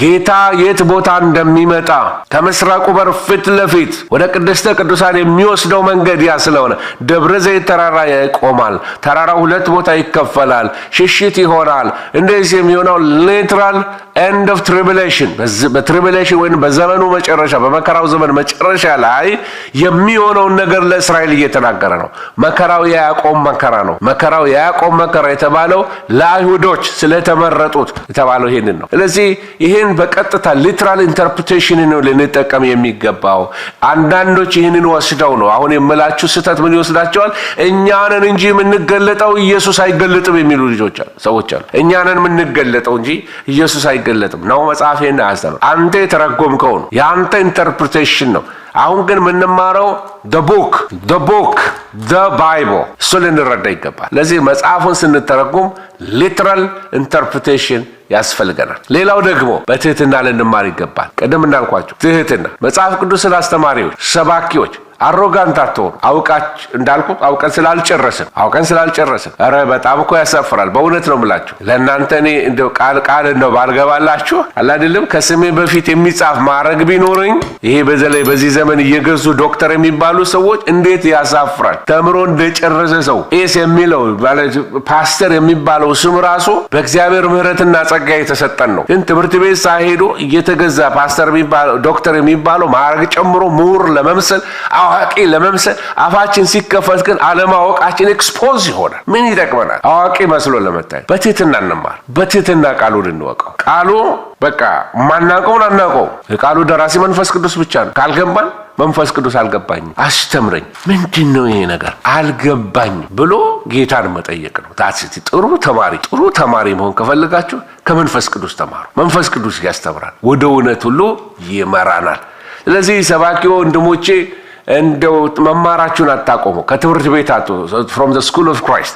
from the school of Holy Spirit he will teach you how to interpret the Bible በደንብ አድርጎ ኢንተርፕሬቴሽን ያስተምረናል አይን ይከፍታል መረዳት ይሰጠናል ቃሉን ሚዛናዊ በሆነ መንገድ እንድንገልጽ ይረዳናል መንፈስ ቅዱስ ስለዚህ በትህትና እንማረው ተስማማን አይደለም ጌታ ይባርካችሁ ተስማማን እና ለአስተማሪዎች እግረ መንገድ ልንጋር ብዬ አራት አተረጓጎሞችን አሳያችኋለሁ አራት አተረጓጎሞች ጸጥታችሁ በጣም አስፈርቶኛል እና ላይ እንዳለሁኝ ቼክ ላርግ ብዬ ነው በፊት አሜን ስትሉ ይሰማኝ ነበር አሜን በሉ ማለት አይደለም ላይቭ ትምህርት ስለሆነ ግን ያየሁኝ ነውና ምናልባት ኮኔክሽን መኖሩን ማቀው የሰዎችን ኢንተራክሽን ያየው ነው እሺ እና ታሪካዊ አተረጓጎም እንዳለ ላሳያችሁ ፈልጋለሁ ይሄ ሂስቶሪስት የሚባሉ ሰዎች አሉ ሂስቶሪስቶች ምን ማለት ነው እነዚህ ከታሪክ አንፃር መጽሐፍ ቅዱስን ሊተረጉሙ የሚሞክሩ አሳያቸዋለሁ እነማን እንደሆኑ ሁለተኞቹ ሐላፋውያን ይባላሉ ፕሪተሪስት ይባላሉ these are preterist ማለት ነው ፓስት ነው ሂስቶሪስት ፕሬዘንት ነው at the same time ደግሞ አሳባውያን የሚባሉ አይዲያሊስት የሚባሉ አሉ አይዲያሊስቶቹ እነዚህ ታይምለስ ናቸው ምን እንደሆነ እሱን ማሳያችኋለሁ ነክቼዋለሁ ትንሽ ትንቢታውያኖች ደግሞ አሉ እነዚህ ፊውቸሪስት የሚባሉ ናቸው ወደፊት ትንቢቱ ይፈጸማል የሚሉ ናቸው እና መጀመሪያ እስቲ እነዚህ ሂስቶሪስት ወይንም ደግሞ ታሪካውያን ብዬ ያልኳቸውን ሰዎች ነካርጌ ላሳያችሁ እነዚህ ታሪካውያን ብዬ የምላቸው ሰዎች ምን አይነቶች ናቸው በስዕል አስቀምጥላችሁ ምናልባት ስዕል ይሻላችኋል thank you ስለ ሪስፖንዳችሁ እነዚህ ሂስቶሪክን ተመልከቱ እኛ ይሄ ሰውዬ ብንሆን እነሱ ዮሐንስ ይሄ ሰውዬ ቢሆን ዮሐንስ ይሄንን ራእዩን የተመለከተው ለሱ ዘመን ወደፊት እዚህ ድረስ ነበረ። በየዘመኑን ከፋፍሎ በዚህ ዘመን እንዲሆናል፣ በዚህ ዘመን እንዲሆናል፣ በዚህ ዘመን እንዲሆናል እያለ እየተረጎመ ነው። እኛ ደግሞ ወደ ኋላ ሄደን እንመለከታለን ወይ በእኛ ዘመን የሆነውን እንመለከታለን። እና ምን ማለት ነው ተርጉምላችሁ እዚህ ጋር ይሄ የቤተ ክርስቲያንን ዘመን እንደዚህ ያደርገዋል። ሂስቶሪስት የሚባሉት የሚመለከቱት እንደዚህ ነው። መስቀሉ አለ፣ እንደገና ምጽአቱ አለ። ተመልከቱ። ከመስቀሉ እስከ ንጥቀት ይወስዱታል። አሁን ከመስቀሉ እስከ ንጥቀት በዚህ በቢጫ ላስመርላችሁ ዘመናት አሉ። ለምሳሌ ይሄ የመጀመሪያው እነዚህ ሰባቱን አብያተ ክርስቲያናት ይወስዱና የመጀመሪያው የኤፌሶን ቤተክርስቲያን ዘመን ነው። ሁለተኛው የሰርምኔስ ነው። ሶስተኛው ደግሞ ተመልከቱ የጴርጋሞን ነው። አራተኛው ዘመን ደግሞ የቲያጥሬ ዘመን ነው። አምስተኛው ደግሞ የሰርዴስ ዘመን ነው። ስድስተኛው ደግሞ የፊላደልፊያ ዘመን ነው። ሰባተኛው ምን ያው የተፈረደበት የሎዶቅያ ዘመን ነው ብለው እንደዚህ ተረጉሙታል። እሺ እና ዘመንን እንደዚህ ይከፋፍሉታል። በዚህ መንገድ ስለሚከፋፍሉት ሰባቱ አብያተ ክርስቲያናት ምን ያሳያሉ ይላሉ? ሰባት ዘመናትን ያሳያሉ። ስለዚህ ነው ስምንተኛው ሺህ የሚለው የመጣው ከዚህ ነው። ሰባተኛው ሎዶቅያ ዘመን ሲያልቅ ስምንተኛው ሺህ ይሆናል፣ በስምንተኛው ሺህ እንዲሆናል የሚለው ትርክት የመጣው ከዚህ የተነሳ ነው። እና ምን እያልኳችሁ ነው? ሂስቶሪስቶች ምን ይላሉ? በዚህ ዘመን እስከዚህ ዘመን የነበረችው የኤፌሶን ቤተክርስቲያን ዘመን ነው። የመጀመሪያው ዘመን ፍቅርህን ትተሃል የተባለችው፣ ሰምርኔስ ሰማዕት የሆኑት እነ ጴርጋሞን በጣም ኃይለኛ ውጊያ የሰይጣን ዙፋን ባለበት ይኖሩ የነበሩ፣ እነ ቲያጥሬ እነ ኤልዛቤል የነበሩበት ያቺ ጀዘቤል ኤልዛቤልን ስለምትታገሳት የሞቅስ ነገር አለ የተባለ፣ እነ ሰርዴስ እነ ፊላደልፊያ የወንድማማች መዋደድ ዘመን ነበረ። ሚሽነሪዎች ይላኩ የነበረበት ዘመን ነው ይሉና አሁን ያለችው ዘመን አሁንና እናንተ ያለንበት ዘመን የሎዶቅያ ዘመን ነው ብለው በሂስትሪ የሚተረጉሙ አሉ። ራእይ የእነዚህ ሰዎች አደገኛ አካሄድን አሳያችሁ። ምን ላይ አደጋ እንደሚፈጥሩ ላሳያችሁ ፈልጋለሁ። እሱ ምንድነው? ታሪካዊ ትርጎማ ወይንም ሂስቶሪካል ኢንተርፕሬቴሽን ላይ ስንሄድ ወዴት ይመጣሉ? ደረጃ በደረጃ ቀደም እንዳልኳችሁ በቤተ ክርስቲያን ታሪክ ውስጥ የት እንደምትደርስ የሚያሳይ ቀደም እንዳልኳችሁ ወደ ኋላ ተመልሼ እንዳሳየዋችሁ የዚህ የኤፌሶን ዘመን፣ የሰምሬ ዘመን፣ የጴርጋሞን ዘመን፣ የቲያጥሬ ዘመን እንደዚህ ያሉ የሚናገሩት ማለት ነው። ዘመንን በሰባት የሚከፍሉ ሰዎች ማለት ነው። እና እነሱ ተመልከቱ አደገኛው ነገር ሐሳዊ ክርስቶስ፣ ባቢሎን፣ ጋለማዊታዊ ሴት ሁሉን የሚተረጉሙት ካቶሊኮች ናቸው። ጸረ ክርስቶስ ጳጳሱ ነው እያሉ ነው የሚተረጉሙ። ጳጳሱ ነው፣ ሐሳዊ ክርስቶስ፣ ባቢሎን፣ ጋለሞታይቱ ሴት የምትባለችው የካቶሊክ ቤተክርስቲያን ናት እያሉ በተለይ ይህን የሚተረጉሙ አስተማሪዎች አሉ። ስማቸው መጥቀስ አያስፈልገኝም አሉ።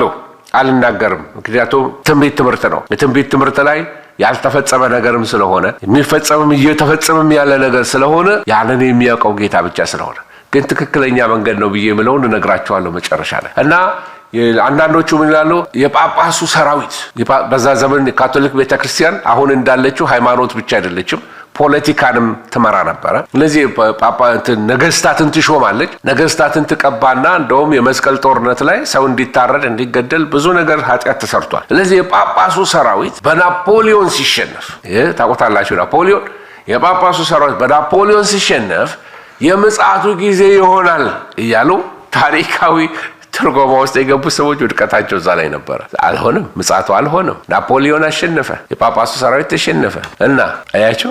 ስለዚህ የምጽአቱ ጊዜ ይሆናል ይሉ ነበር። እንደዚህ ሲሆን ታሪካዊ ትርጉም በራሱ ያለውን ስህተት ላሳያቸው። ሌላው አይነት ኢንተርፕሬቴሽን ሐላፋውያን የሚባሉ ብዙ ጊዜ በእኛ ስናስተምር የሚጨቃጨቁ ብዙ ሰዎች አሉ በዚህ አስተምሮ ላይ። እነዚህ የሚሉት ሐላፋውያን ፕሪተሪስት የምንላቸው ናቸው። ፕሪተሪስቶች ፕሮናንሴሽን እነሱ ጥሩ አድርገው ይሉታል ከኔ ይልቅ፣ ግን that's how I translate ኢንተርፕሬት ማድረገው የምንረዳው እንደዛ ነው። ዮሐንስ የሚያይበትን ዘመን ተመልከቱት። ከዚህ እስከዚህ ያለውን በዚህ ዘመን ተጀመረ፣ በዚህ ዘመን ተፈጸመ። 70 ዓመተ ምህረት ላይ ነገር አልቋል፣ በቃ አለቀ። እኛ መመልከት ያለብን ወደዚህ ሳይሆን ኦልሬዲ ምን ሆኗል? ተፈጽሟል። በዚህ ዘመን በሰባ AD ላይ ተፈጽሟል እና ይሄ የሚያሳየን ነገር ምንድነው? የትንቢቱ አካሄድ የመጽሐፍ ቅዱሳችን ወይንም የዚህ ሐላፋውያን ወይንም የፕሪተሪስት አስተማሪዎች የራእይ መጽሐፍ የተጻፈው በ70 ዓመተ ምህረት ኢየሩሳሌም በተቃጥላ ስትወድም እነሱን ለማጽናናት የተጻፈ ነው። ማንን ለማጽናናት? አይሁዶችን ለማጽናናት ወይስ ክርስቲያኖችን ለማጽናናት? አያችሁ። ስለዚህ ያልታወቀ ደራሲ ምናልባትም ደግሞ በዮሐንስ ስም ሱዶግራፊያ ይባላል። ሱዶግራፊያ ማለት ነው በእናንተ ስም ለምሳሌ በእኔ ስም አንድ ሰው ፓስተር አስፋው ብሎ መጽሐፍ ቢጽፍ እኔ ያልጻፍኩትን መጽሐፍ ማለት ነው በሌላ ዘመን ላይ ተቆፍሮ ሲገኝ ፓስተር አስፋው እንዲህ አይነት መጽሐፍ ጽፏል ተብሎ ያልጻፍኩት ሲነገርልኝ ማለት ነው። ስለዚህ ሱዶግራፊያ ይባላል። ያልታወቀ ደራሲ መጥቶ የጻፈው ነው እንጂ ዮሐንስ ራእይ በፍጹም ዮሐንስ አልጻፈውም ይላሉ እነዚህ ፕሪተሪስቶች። እና መጽሐፉ ይላሉ በጣም ተወሽት አመለካከታቸው ነው። መጽሐፉ ለዘመናችን የሚጠቅም ትንቢታዊ ይዘት የለውም ይላሉ። የስ መንፈሳዊ ምክር ሊመክረን ይችላል፣ ነገር ግን ትንቢታዊ ይዘት የለውም።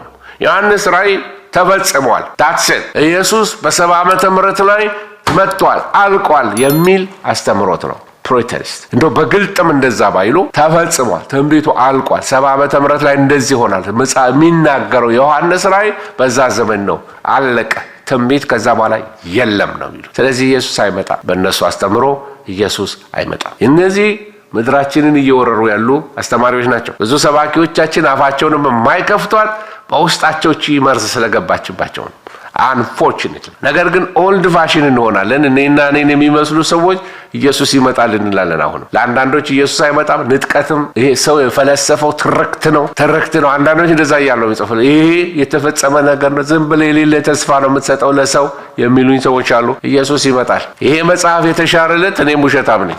መጽሐፉ ግን ይሄን ያስተምረኛል። ኢየሱስ ክርስቶስ ጌታ ነው፣ ለዘላለም ይመጣል፣ አሁንም ጌታ። እሺ ሌሎች ደግሞ እነዚህ ሐሳባውያን የሚባሉ ሰዎች አሉ። ባጭሩ ነው ያው ዳሰሳ ስለሆነ የምነግራችሁ። ሐሳባውያን የሚባሉ ሰዎች አሉ። ሐሳባውያን ምን ይላሉ?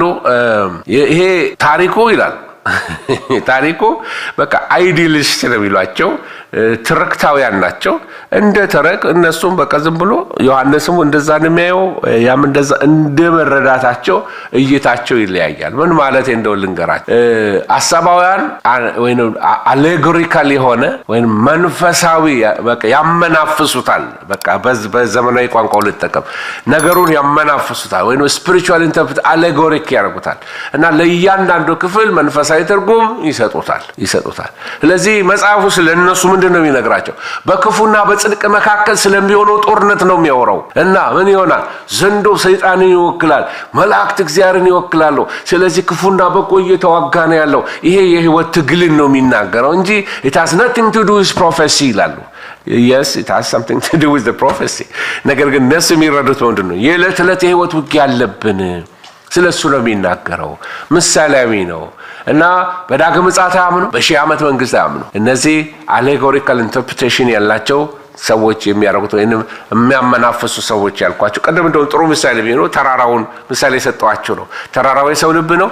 ኢየሱስ በሰው ልብ ላይ ሲቆም ያኔ ተራራው ተሰነጠቀ ምናምን ያን አይነት ኢንተርፕሬቴሽን የሚያደርጉት እነዚህ አሌጎሪካል ኢንተርፕሬቴሽን ያላቸው አይዲሊስት የምንላቸው ሰዎች ናቸው። ሌሎች ደግሞ እንደኔና እኔን የሚመስል ኢቫንጀሊካል መረዳት ያላቸው ሰዎች የሚያምኑት ይሄን ይመስለኛል። ምክንያቱም እኛም መካከል ያልጠራ ነገር ስላለ እኔን የሚመስሉ ብዬ ልናገር ያለ ትኖራላችሁ ብዬ አስባለሁ። እና እነዚህ ትንቢታውያኖች ናቸው። ትንቢታውያኖች ምን ማለት ነው? ይፈጸማል የምንል ሰዎች ናቸው። ኢየሱስ ይመጣል። ዮሐንስም ወደፊት ነው ያለው፣ እኛም ወደፊት ነው የምናየው ኢየሱስ ይመጣል ብለን። ስለዚህ እነዚህን አራቱን አስተምህሮቶች ስንመለከታቸው ሊያሳዩን የሚፈልጉት እውነቶች አሉ እና አራቱ አላሁንም ኦፍ ኮርስ የወንጌላውያን አብያተ ክርስቲያናት አብዛኛው መረዳታችን ይሄ ነው። ፊውቸሪስቲክ ነው። መጽሐፉ በጌታ መምጣት አካባቢ የሚከሰተውን ነባራዊ ሁኔታ ወይንም ደግሞ ጉዳዮችን መጽሐፉ እንዴት ትንቢት እንደሚፈጸም የሚያሳየን ነው። የመጀመሪያዎቹ 3 ምዕራፎች ስለ ቤተ ክርስቲያን ዘመን ነው የሚናገሩት። አሁን ስላለንበት የቤተ ክርስቲያን የጸጋ ዘመን ስለ 7ቱ አብያተ ክርስቲያናቶች የሚናገረው የመጀመሪያው 3 ምዕራፍ የሚነግረን አሁን ስላለንበት እሱን እንነጋገራለን ማለት ነው። ጌታን እናመሰግናለን።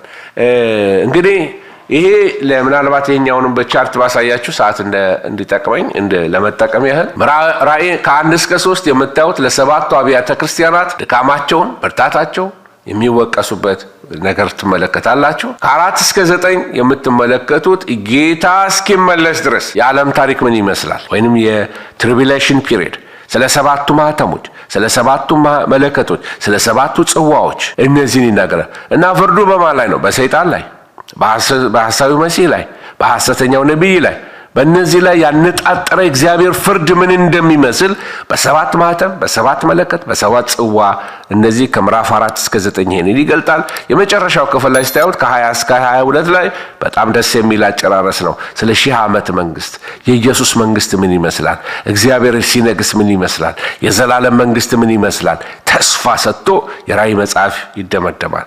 ባጭሩ ዮሐንስ ራእይ በሶስት ዋና ዋና ዲፓርትመንት ልከፍሉት ወይንም ክፍሎች ልከፍሉት ትችላላችሁ።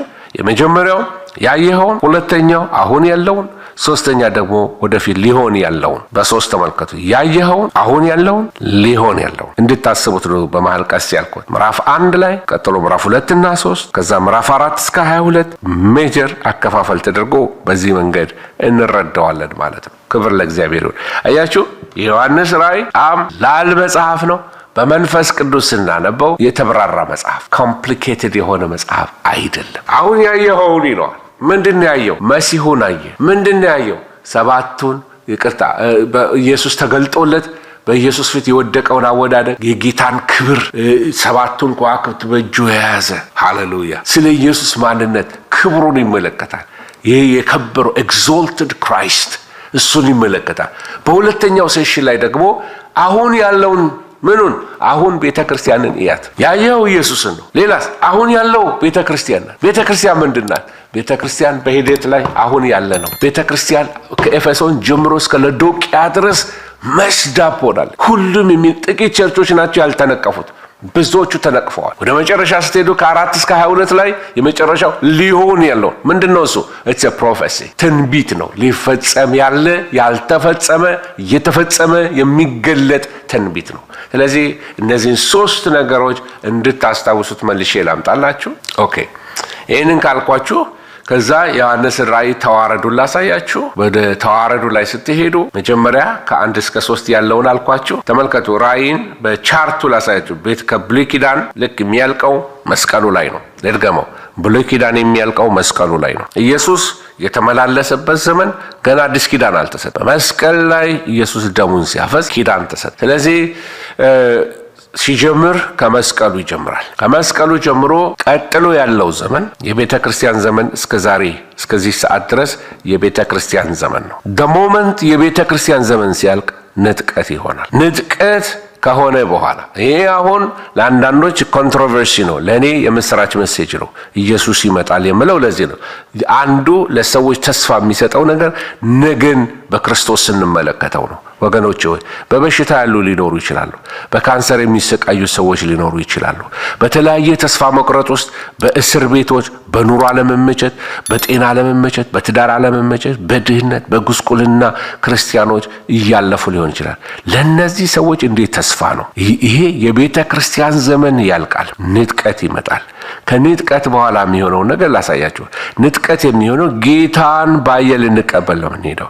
ጌታ ከሰማይ በአየር ይመጣል። ቤተ ክርስቲያን ትነጠቃለች። ቤተ ክርስቲያን ከተነጠቀች በኋላ 7 የመከራ ዘመናት በምድር ላይ ይሆናሉ። 7ቱን ዓመት 2 ቦታ መክፈል ትችላላችሁ። የመከራ ዘመን፣ ታላቁ የመከራ ዘመን ብላችሁ በ3 ዓመት ተኩል በ3 ዓመት ተኩል ልትከፍሉ ትችላላችሁ። ጸረ ክርስቶስ የሚመጣው በእነዚህ በ7ቱ ዓመታቶች መካከል ነው። አሁን ያለንበት ዘመን የቤተ ክርስቲያን ዘመን ማለቂያ ጫፍ ላይ የምጣር የመጀመሪያ ዘመን ላይ ነው። የምጣርን ኢንተራፕት የሚያደርገው ምንድነው? ምጽአቱ ነው። የጌታ ምጽአት ወይንም ደግሞ ንጥቀቱ ነው። ይሄ ከሆነ በኋላ ጌታ በዚህ ከ7ቱ ዓመት በኋላ በአየር ላይ የሚሆነው የበጉ ሰርግ ይሆናል። የአክሊል ሽልማት ይሆናል። ከዛ በኋላ ከጌታ ጋር አብረን ወደ ምድር እንመጣለን። ዳግም ምጽአት የሚል ነው። በመላእክቱ ታጅቦ፣ በቅዱሳን ታጅቦ፣ በመለከት ታጅቦ ሰው እያየው ቪዚብል በሆነ መንገድ ጌታ በክብር እግሮቹ በተራሮቹ ላይ ቆማሉ። የዚህ ጊዜ የሰባቱ የመከራው ዘመን ማለቂያ አርማጌዶን የሚሆንበት ምድር ትርምስምስ የሚልበት በጸረ ክርስቶስ ላይ በሐሰተኛው ነቢይ ላይ በሉሲፈር ላይ ቁጣ የሚወርድበት ጊዜ ነው። በዛ ጊዜ ለሚኖሩ ወዮላቸው። ይሄ ዳግም ምጽአት ከሆነ በኋላ 1000 ዓመት ይሆናል። 1000 ዓመቱ የሚያልቀው 1000 ዓመቱ ጌታ ሊትራሊ ይሄን በደም ስሙ 1000 ዓመቱ ኢየሱስ በአካል በምድር የሚገዛበት ነው። ስጋ ለብሶ እየተራመደ ኢየሩሳሌምን መዲናው አድርጎ 1000 ዓመት የሚገዛበት ዘመን ነው። ሃሌሉያ! ኢየሱስ ነገስታት የሚሰግዱለት ዘመን ነው። ወደድንም ጠላንም፣ አመንም አላመንም፣ አይመጣም አልንም ይመጣልም አልን፣ ኢየሱስ ይሄ 1000 ዓመት እሱ የሚገዛበት ዘመን እንደሆነ ልናውቅ። በዚህ ዘመን ነው በምድር ላይ የዓለም ስርዓት በሙሉ የምድር መንግስታት ሁሉ የጌታችን ሆኑ የሚለው ትንቢት የሚፈጸመው። ሰይጣን ግን እቺን 1000 ዓመት ወድቀ ብትሰግድልኝ እሰጥሃለሁ ያለው እቺን 1000 ዓመት ነበረ።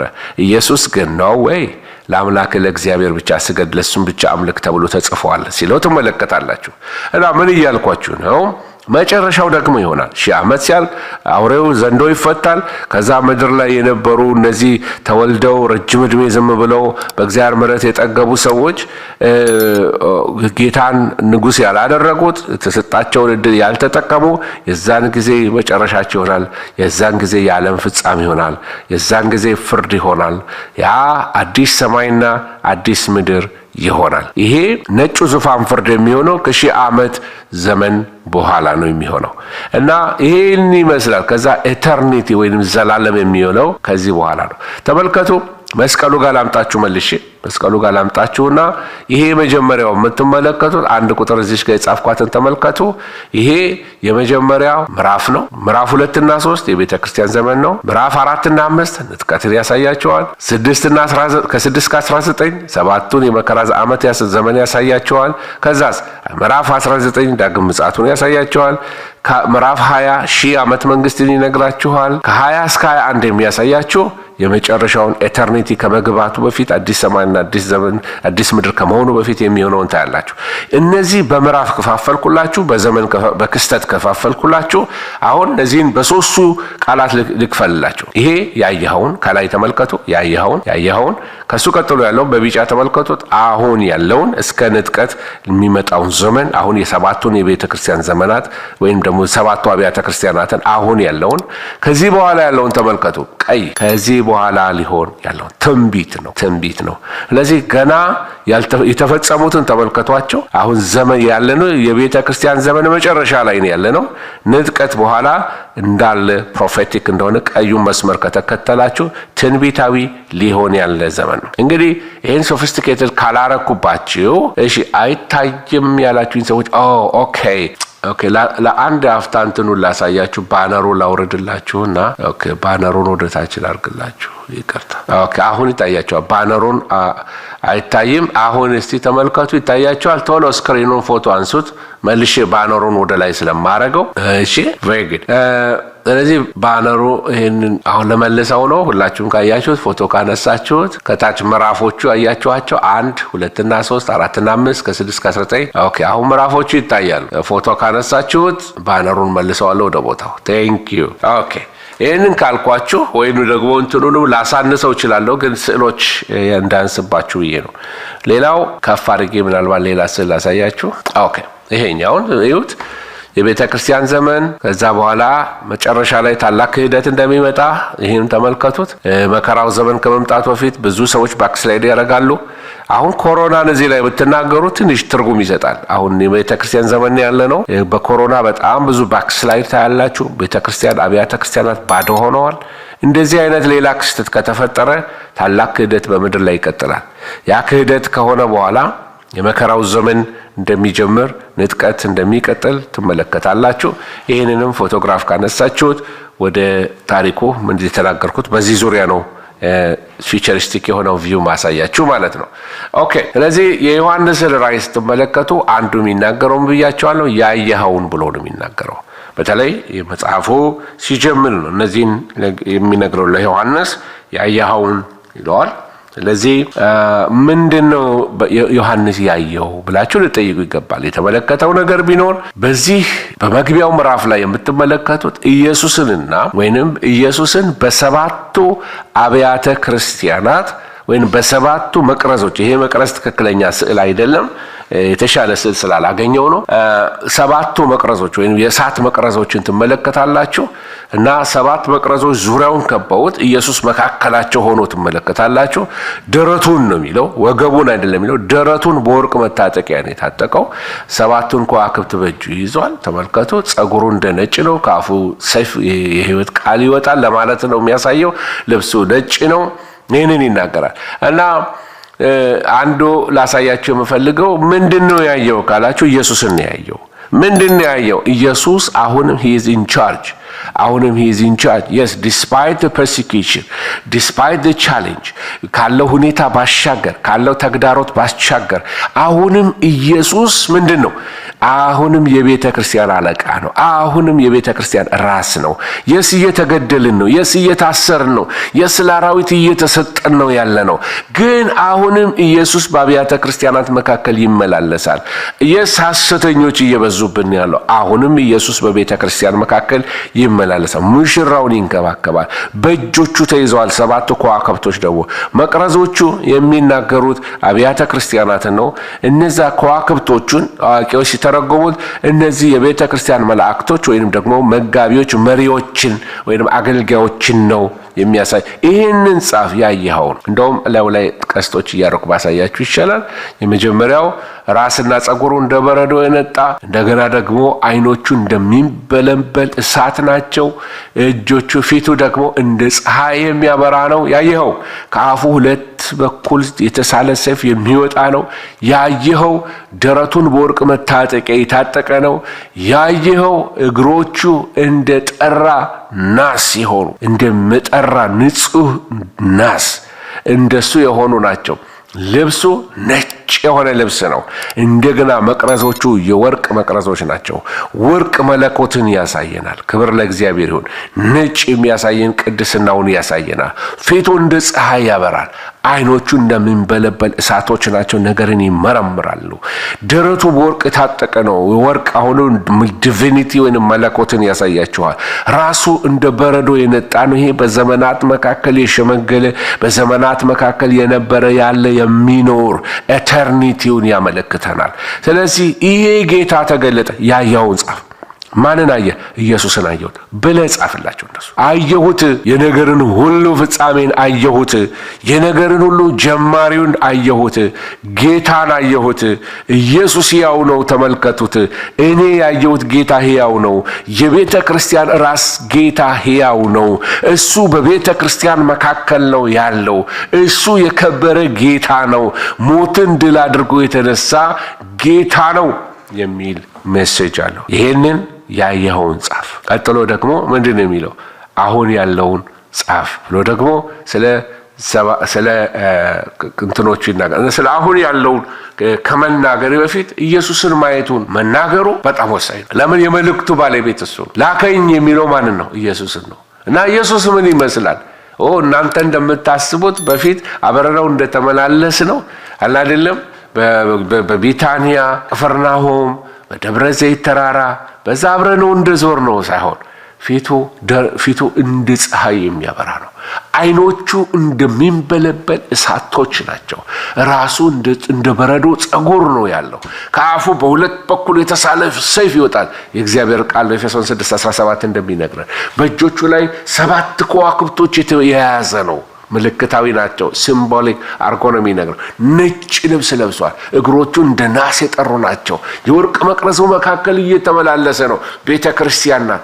ይመረምራታል፣ ይመለከታታል፣ ሱፐርቫይዝ እያደረጋት ነው ቤተ ክርስቲያን። ስለዚህ ጌታ በዙፋኑ ነው። ጌታ አለቃ ነው። ጌታ አሸንፏል። ጌታ ድል ነስቷል። እሱ ጌታ ነው። የወርቅ እዚህ ላይ ምንድነው ያዘው? በወርቅ የተሰራ ቀበቶ መታጠቂያ አድርጓል በደረቱ ላይ ብሎ ይናገራል።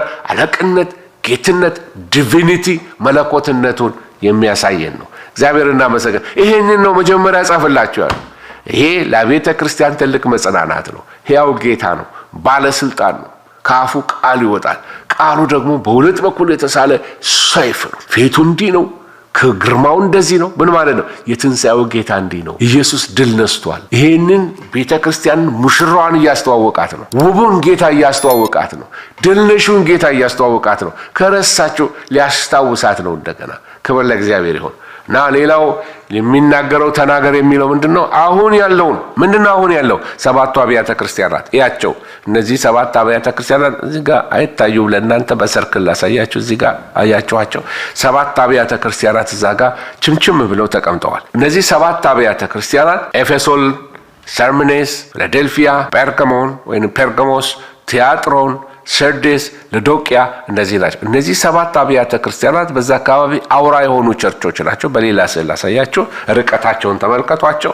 በእንዲህ አይነት አቀማመጥ በአንድ መንገድ ላይ የተቀመጡ ይመስላሉ። ምክንያቱም ሚሽነሪዎች ሲሄዱ እንደ መንገዱ እየተከታተሉ በየመንደሩ በየከተማው የተከሏቸው አውራ ቸርቾች ናቸው እንጂ እነዚህ ብቻ አይደሉም። ሌሎችም ቸርቾች አሉ፣ ግን ለአውራዎቹን የተላከላቸው እና ኤፌሶን እንደምታውቁት ዮሐንስ የነበረበት ቦታ ነው። ማርያም የነበረችበት ቦታ ነው። ጥንታዊ ቸርች ነው። ብዙ የሚሽን ሴንተራቸው ነው። ተመልከቱ። ፓትሞስ እዚህ ነው ያለችው። ከፓትሞስ ርቀቱን ተመልከቱት። ከኤፌሶን ራቅ ብሎ ነው ያለችው እና ከዛ በእነዚህ ከተሞች አዘ ሚሽን እየተዘዋወሩ አገልጋዮች እነ ጳውሎስም የተከሏቸው ያገለገሏቸው አብያተ ክርስቲያናቶች ናቸው። ኦኬ፣ ይህንን ካልኳችሁ ዮሐንስ እንግዲህ ስለነዚህ የሚናገረው ነገር አለ። ዮሐንስ ራእይ ዋና መልእክቱ ስለ ኢየሱስ ክርስቶስ መግለጥን የሚሰጥ መጽሐፍ ነው። ኢየሱስ ክርስቶስ ይገለጣል። የዮሐንስ ራእይ የኢየሱስ ክርስቶስ ማንነትን ገላጭ ነው እና ራእይ ምዕራፍ 1 ላይ የምታዩት ኢየሱስ ሲገለጥ ነው። ማን ነው ጂሰስ? ሆይስ ጂሰስ? ሞቶ የተነሳው ጌታ ማን ነው? እንዲህ ነው ፊቱ፣ እንዲህ ነው እግሮቹ፣ እጆቹ እንዲህ ይዘዋል፣ እንዲህ ይመላለሳል፣ እንዲህ ይመስላል እያለ ለዮሐንስ ራሱን ገለጠለት ኢየሱስ። ስለዚህ ይህንን መገለጥ ነው ዋናው መገለጥ ኢየሱስ ነው። ትኩረት ልንሰጠው የሚገባ የዮሐንስ ሚና ላይ አይደለም። ትኩረት ልንሰጠው የሚገባው የተገለጠው ኢየሱስ ላይ ነው። ክብር ለእግዚአብሔር ይሁን። ስለዚህ ክርስቲያኖችን ሰይጣን ሲያታልላቸው አነሰሰሪ በሆነ ስለ ሰዎች ያወራሉ። በማርያም ውስጥ የተገለጠውን ጌታ ልናከብረው ነው የሚገባው። ክብር ለእግዚአብሔር ይሁን እንጂ ዮሐንስን አክብረን ኢየሱስን ካላከበርነው ምን ዋጋ አለው? ስለዚህ በዮሐንስ ልንደነቅ ሳይሆን በኢየሱስ እንድንደነቅ ነው ፐርፐዙ። ስለዚህ ክርስቲያኖች ሁልጊዜ በሰዎች ሳይሆን በኢየሱስ ክርስቶስ ላይ ትኩረት ልናደርግ ይገባል። ጌታ ሲገለጥባቸው ክብር ለእግዚአብሔር ይሁን። በማርያም ጌታ ተገለጠባት። አያችሁ፣ ልናከብረው የሚገባ ጌታ ግን የተገለጠውን ጌታ ነው። በራእይ በዮሐንስ ውስጥ ተገለጠ። ለዮሐንስ ምስጢር ገለጠለት። ልናከብረው የሚገባ የተገለጠውን ክርስቶስን እንጂ መልእክተኛውን አይደለም። መልእክቱ እንደዛ ነው። የዮሐንስ የገለጻቸው ነገሮች ደግሞ ራእዮች ናቸው እንጂ ዝም ብሎ በምናቡ ያጠነጠነው እንዲሁ በሐሳቡ የመጣለት እንትን አይደለም። አንዳንድ ሰዎች ዮሐንስ እንዲህ አይነት ድምፅ ሰማው ምናምን ሲል እነዚህ ተማረን የሚሉ ይሄ ስኪዞፍሬኒያ ነው። አእምሮን ያሟል ማለት ነው። እስር ቤት ስለነበረ ፍጥሞ ደሴት ላይ ስለነበረ ትንሽ አእምሮን ታሟል ማለት ነው። ድምፅ መስማት ከጀመረ የሚሉ ሰዎች ነበሩ ማለት ነው። የኛ ዘመን ሰዎች ነው እንደዛ የሚናገሩት። እነዚህ መንፈስ አልባ የሆኑ ዝም ብሎ መጽሐፍ ቅዱስ ያልሆነ እይታ ያላቸው ቢብሊካል ያልሆነ መረዳት ያላቸው ቦርን አጌን ያልሆኑ ስኮላሮች ማለት ነው። ዮሐንስ የገለጸው እንግዲህ ራእዮች እንጂ ምናቦች አይደሉም። እውነተኛ ነገሮች ሊሆኑ ያሉ ነገሮች ነው። እነዚህ ራእዮች ከጌታ ከኢየሱስ ክርስቶስ በመልአኩ በኩል ወደ ዮሐንስ የተላለፉ ከዛስ ለሰባቱ አብያተ ክርስቲያናት የተላለፉ ናቸው። ከማን ነው? ከአብ ለወልድ፣ ወልድ ለመልአኩ፣ መልአኩ ለዮሐንስ፣ ዮሐንስ ለሰባቱ አብያተ ክርስቲያናት በቼይን ኦፍ ኮማንድ ያለፈ ነው። ስለዚህ እኛ ደግሞ ከሰባቱ አብያተ ክርስቲያናት እኛ ጋር ደርሷል በዚህ ዘመን።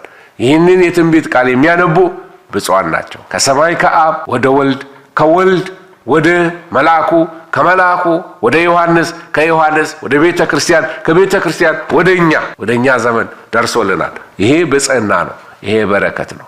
ስለዚህ ራእዩን እንድናውቀው ብቻ እንዳልሆነ የተሰጠን ልንረዳ ይገባል። ራእዩን ማወቅ ብቻ ሳይሆን ራእዩ መታዘዝም ይጠይቃል። በውስጡ ስለ አንድ አምላክ ይናገራል። ዮሐንስ የሚናገረው በእግዚአብሔር አብ፣ በእግዚአብሔር ወልድ በእግዚአብሔር መንፈስ ቅዱስ ላይ ያተኮረ መልእክቶች ሲናገር ትመለከታላችሁ። ስለ እግዚአብሔር አብ ሲናገር ያለውና የነበረው ወይም ያለውና የሚመጣው የነበረው ያለውና የሚመጣው የሚል አገላለጽ ይጠቀማል። ስለ ኢየሱስ ክርስቶስ በብዙ መንገዶች ሲገልጠው ትመለከታላችሁ። ዮሐንስ በመግቢያው ውስጥ በስደት ጊዜ በሚያበረታቱ ጉዳዮች ላይ ኢንካሬጅ እንዲሆኑ እንዲጽናኑ ስለ ክርስቶስ ሕይወት እየተናገረ የሚናገር ስለ ኢየሱስ ሲናገር በተለይ የታመነ ምስክር ነው ይላል። እናንተ ምን ማለት ነው? ምስክር የሚለው ማርቲር የሚለው ቃል ከዛ ነው የመጣው። እናንተም እንደ ኢየሱስ የታመነ ምስክሮች ሁኑ። እሱ ለአብ የታመነ ምስክር ሆኗል። ከሰማይ ክብሩን ትቶ መጥቶ የአብን ፈቃድ አድርጓል። እናንተም በዚህ በዶሚታን መከራ ውስጥ የምታልፉ፣ በኔሮ መከራ ውስጥ የምታልፉ፣ በጎስቁልና ውስጥ የምታልፉ ክርስቲያኖች፣ በስደት የጠገባችሁ ክርስቲያኖች እናንተም በምንም ዘመን የታመናችሁ ምስክሮች ሁኑ እያለ ሲያበረታታ ትመለከታል። ስለዚህ ታማኝነትን ኢንካሬጅ ያደርጋል። በእግዚአብሔር ቃል በመታዘዝ ለእምነቱ የሞተው ኢየሱስ እንደሆነ ኢየሱስ ልክ ለእምነቱ እንደሞተ አብ ለላከለት ቪዥን እንደሞተ እኔና እናንተ እንደነ ዮሐንስ እንደ ሌሎቹ እኛም የታመኑ ምስክሮች እንድንሆን ያበረታታናል ዮሐንስ መጽሐፍ። ስለዚህ እግዚአብሔር አሃዱም ነው ስሉስም አምላክ ነው የሚለውንም ሐሳብ በዚህ መጽሐፍ ውስጥ ትመለከታላችሁ። እኛ ደግሞ እንደ ክርስቶስ ምን ልንሆን አልኳችሁ? ታማኝ ምስክሮች ልንሆን ተጠርተናል። ስለ ኢየሱስ እሱ ከሙታን በኩር ነው ይለናል። ስለ ኢየሱስ የምድር ነገሥታት ገዢ ነው ይለናል። ይሄ የሚያሳየው ምንድን ነው? ስለ አብ ስለ ወልድ ስለ መንፈስ ቅዱስ እየነገረው ያለና የነበረ የሚኖር እያለ ስለ አብ ስለ ወልድ ስለ መንፈስ ቅዱስ የሚገልጻቸው ነገሮች አሉ። ስለ መንፈስ ቅዱስ በተለይ ከዙፋኑ ፊት ያሉ ሰባቱ መናፍስቶች ይላል። ሰባት መናፍስት ብሎ መናገሩ ሰባት መንፈሶች አሉ ማለቱ ሳይሆን ሰባቱ መናፍስት ማለት ሰባት ቁጥር በራእይ ቋንቋ ሰባት ፐርፌክሽን ነው የሚያሳየው። ሰባቱ መናፍስት ሲል አብሶሉትሊ ፐርፌክት የሆነው መንፈስ ቅዱስ ማለት ነው። አንድ መንፈስ ነው። ነገር ግን ሰባቱ መናፍስት ተብሎ ተጠርቷል። ፐርፌክሽን እንደሚያሳየው ፍጽምናን ነው የሚያሳየው። ስለዚህ ባልተለመደ ስያሜ የሚጠራው ተምሳሌያዊ በሆነ መንገድ ስለ መንፈስ ቅዱስ ፍጽምና ለመግለጥ ነው። ሰባት ቁጥር እንግዲህ ሰባቱ አብያተ ክርስቲያናት፣ ሰባቱ መቅረዞች፣ ሰባት ጽዋዎች፣ ሰባት ማህተሞች፣ ሰባት የሚል ከተመለከታችሁ አብሶሉት የሆነ ፍጹም የሆነ ማለት ነው። ወንድሜ ቢበድለኝ ስንት ጊዜ ይቅር ልበለው? 7 ጊዜን ያለው ከዚህ ተነስቶ ነው። የስ 7 ጊዜ 7 እንደውም የባሰ ፍጽምና ባለው መንገድ አብሶሉት ፎርጊቭነስ አድርግለት ለማለት ነው። ስለዚህ ፍጽምናን ለማሳየት ነው ሰባቱ መናፍስት ተብሎ መንፈሶች ተብሎ የተጻፈው ስለ ዮሐንስ ስለ መንፈስ ቅዱስ ማለት ነው። እንግዲህ የዮሐንስ ራእይ ደግሞ አጻጻፉን ሄዳችሁ ስትመለከቱ እነዚህ ለሰባቱ አብያተ ክርስቲያናት የተጻፈ ነው። እነዚህ አብያተ ክርስቲያናት እንደማንኛውም አብያተ ክርስቲያናት ድካም ነበረባቸው፣ ስህተት ነበረባቸው፣ ትግል ነበረባቸው ወይንም ስትራግል ማለት ነው። ቻሌንጅ ነበሩባቸው። ልክ በዚህ ዘመን እንዳሉ ማለት ነው። ፍጹም ቸርቾች አልነበሩ። በውስጣቸው እግዚአብሔር የወቀሳቸው ብዙ ነገሮች ነበሩ። በመንፈስ ቅዱስ ተወቅሰዋል። ስለዚህ የፍቅር ጉድለት ተመልክቶባቸዋል፣ ክፋት ተመልክቶባቸዋል። ሐሰተኛ አስተማሪዎችን በታገሳቸው የተዘለፉ አብያተ ክርስቲያናት አሉ። ዓለማዊነትን ያስተናገዱ አብያተ ክርስቲያናት ነበሩ። ራስ ወዳድ የነበሩ አብያተ ክርስቲያናቶችን መካከላቸው ነበሩ። በስደት መካከል ያለፉና በስደት የነጠሩ ስደት ያስመረራቸው አብያተ ክርስቲያናቶች ነበሩ። ስለዚህ የሆነ ቻሌንጅ ነበረባቸው። እሺ ጌታ የተባረከ ይሁን። ትንሽ ከባክግራውንድ ኖይዝ ለኔ ይሰማኛል። ለእናንተ ካልተሰማችሁ ችግር የለም። ሬኮርዲንግ እንዳያበላሹብን ነው። ቢሆንም ኢትስ ኦኬ። የጠላት ውጊያ እንደሆነ ይገባኛል። እና ዮሐንስ ስለ ኢየሱስ ክርስቶስ የሚገልጥበት አንዱ በትንቢት የተረዳው ነገሮች አሉ እና ለአማኞች በተለይ እግዚአብሔር ለአማኞች በጣም ጥልቅ ፍቅር እንዳለው በዚህ መጽሐፍ ላይ ሲገልጥ ትመለከታላችሁ። ለወደድን ከኃጢአታችንን በደሙ ላጠበን ለአምላክና ለአባቱ ካህናት እንድንሆን ላደረገ ለሱ ከዘላለም እስከ ዘላለም ድረስ ክብርና ኃይል ይሁን። ይሄ እግዚአብሔር ለልጆቹ ያለውን ፍቅር በዮሐንስ ወንጌል ላይ ብቻ አይደለም፣ በዮሐንስ ራእይም ላይ የአብን ጥልቅ ፍቅር ሲገልጥ ትመለከታላችሁ። ስለ አማኞች ሲናገር ደግሞ አማኞች በእግዚአብሔር መንግሥት ውስጥ ካህናት እንደሆኑ የንጉሥ ካህናት እንደሆኑ ልናመልከው እንደሚገባ እግዚአብሔርን በማምለክ ለሰዎች የእግዚአብሔር ፈቃድን በማወጅ መኖር እንደሆነ ይህንን እውነት ሲያስተምር ትመለከታላችሁ። እና ዮሐንስ ሌላው የሚናገረው ምን እያለ ነው? በቶሎ ይመጣል። ኢየሱስ በቶሎ ይመጣል። ይህንን የሚናገረው ምን ለማን ነው? ለኃጢአት ውጥረት እጃችሁን እንዳትሰጡ፣ ለስደት እጃችሁን እንዳትሰጡ፣ ለዶሚቲያን አሮጋንስ፣ ለግፍ፣ ለቄሳሮች ትዕቢት ለማንም እንዳትሰግዱ፣ ለማንም እንዳታጥኑ። ኢየሱስ ጌታ ነው። እሱ እንዲህ የከበረ ጌታ ነው። ተስፋውን ተመልከቱ። መልኩ ይህንን ይመስላል። አይኖቹ ይህንን ይመስላሉ። እግሮቹ ይህንን ይመስላል። ከአፉ የሚወጣው ቃል በሁለት በኩል የተሳለ ሰይፍ ነው። ባለስልጣን ነው። ሂዝ ኦቶሪቲ ባለስልጣን ነው። አለቅነት በሱ ላይ ነው ያለው። ይህንን ነው የሚነግራቸው ያለው። ስለዚህ እነዚህ ሰዎች ኢየሱስን ሲስልላቸው ምን ይሰማቸዋል? ታላቅ ደስታ፣ ታላቅ ረፍት፣ ለመሞት የተዘጋጁ ይሆናል። ክብር ለእግዚአብሔር ይሁን። ስለዚህ እጅ እንዳሰጡ የሚል መልእክት አለ። በስደት ጊዜ እጅ እንዳሰጡ፣ በመከራው ውስጥ ዶንት ቢ ዲስከሬጅድ፣ ቆሞ ስታንድ ፊርም፣ አትናወጡ የሚል መልእክት አለ። ለምጽአቱ የተዘጋጀ ህይወት እንዲኖሩ ሲያዘጋጃቸው መልእክት ሲልክላቸው ትመለከታላችሁ። ይሄ አሁን ያለው ነው። ከዚህ በኋላ ደግሞ የምናየው ምንድነው? ሊሆን ያለው። ሃሌሉያ።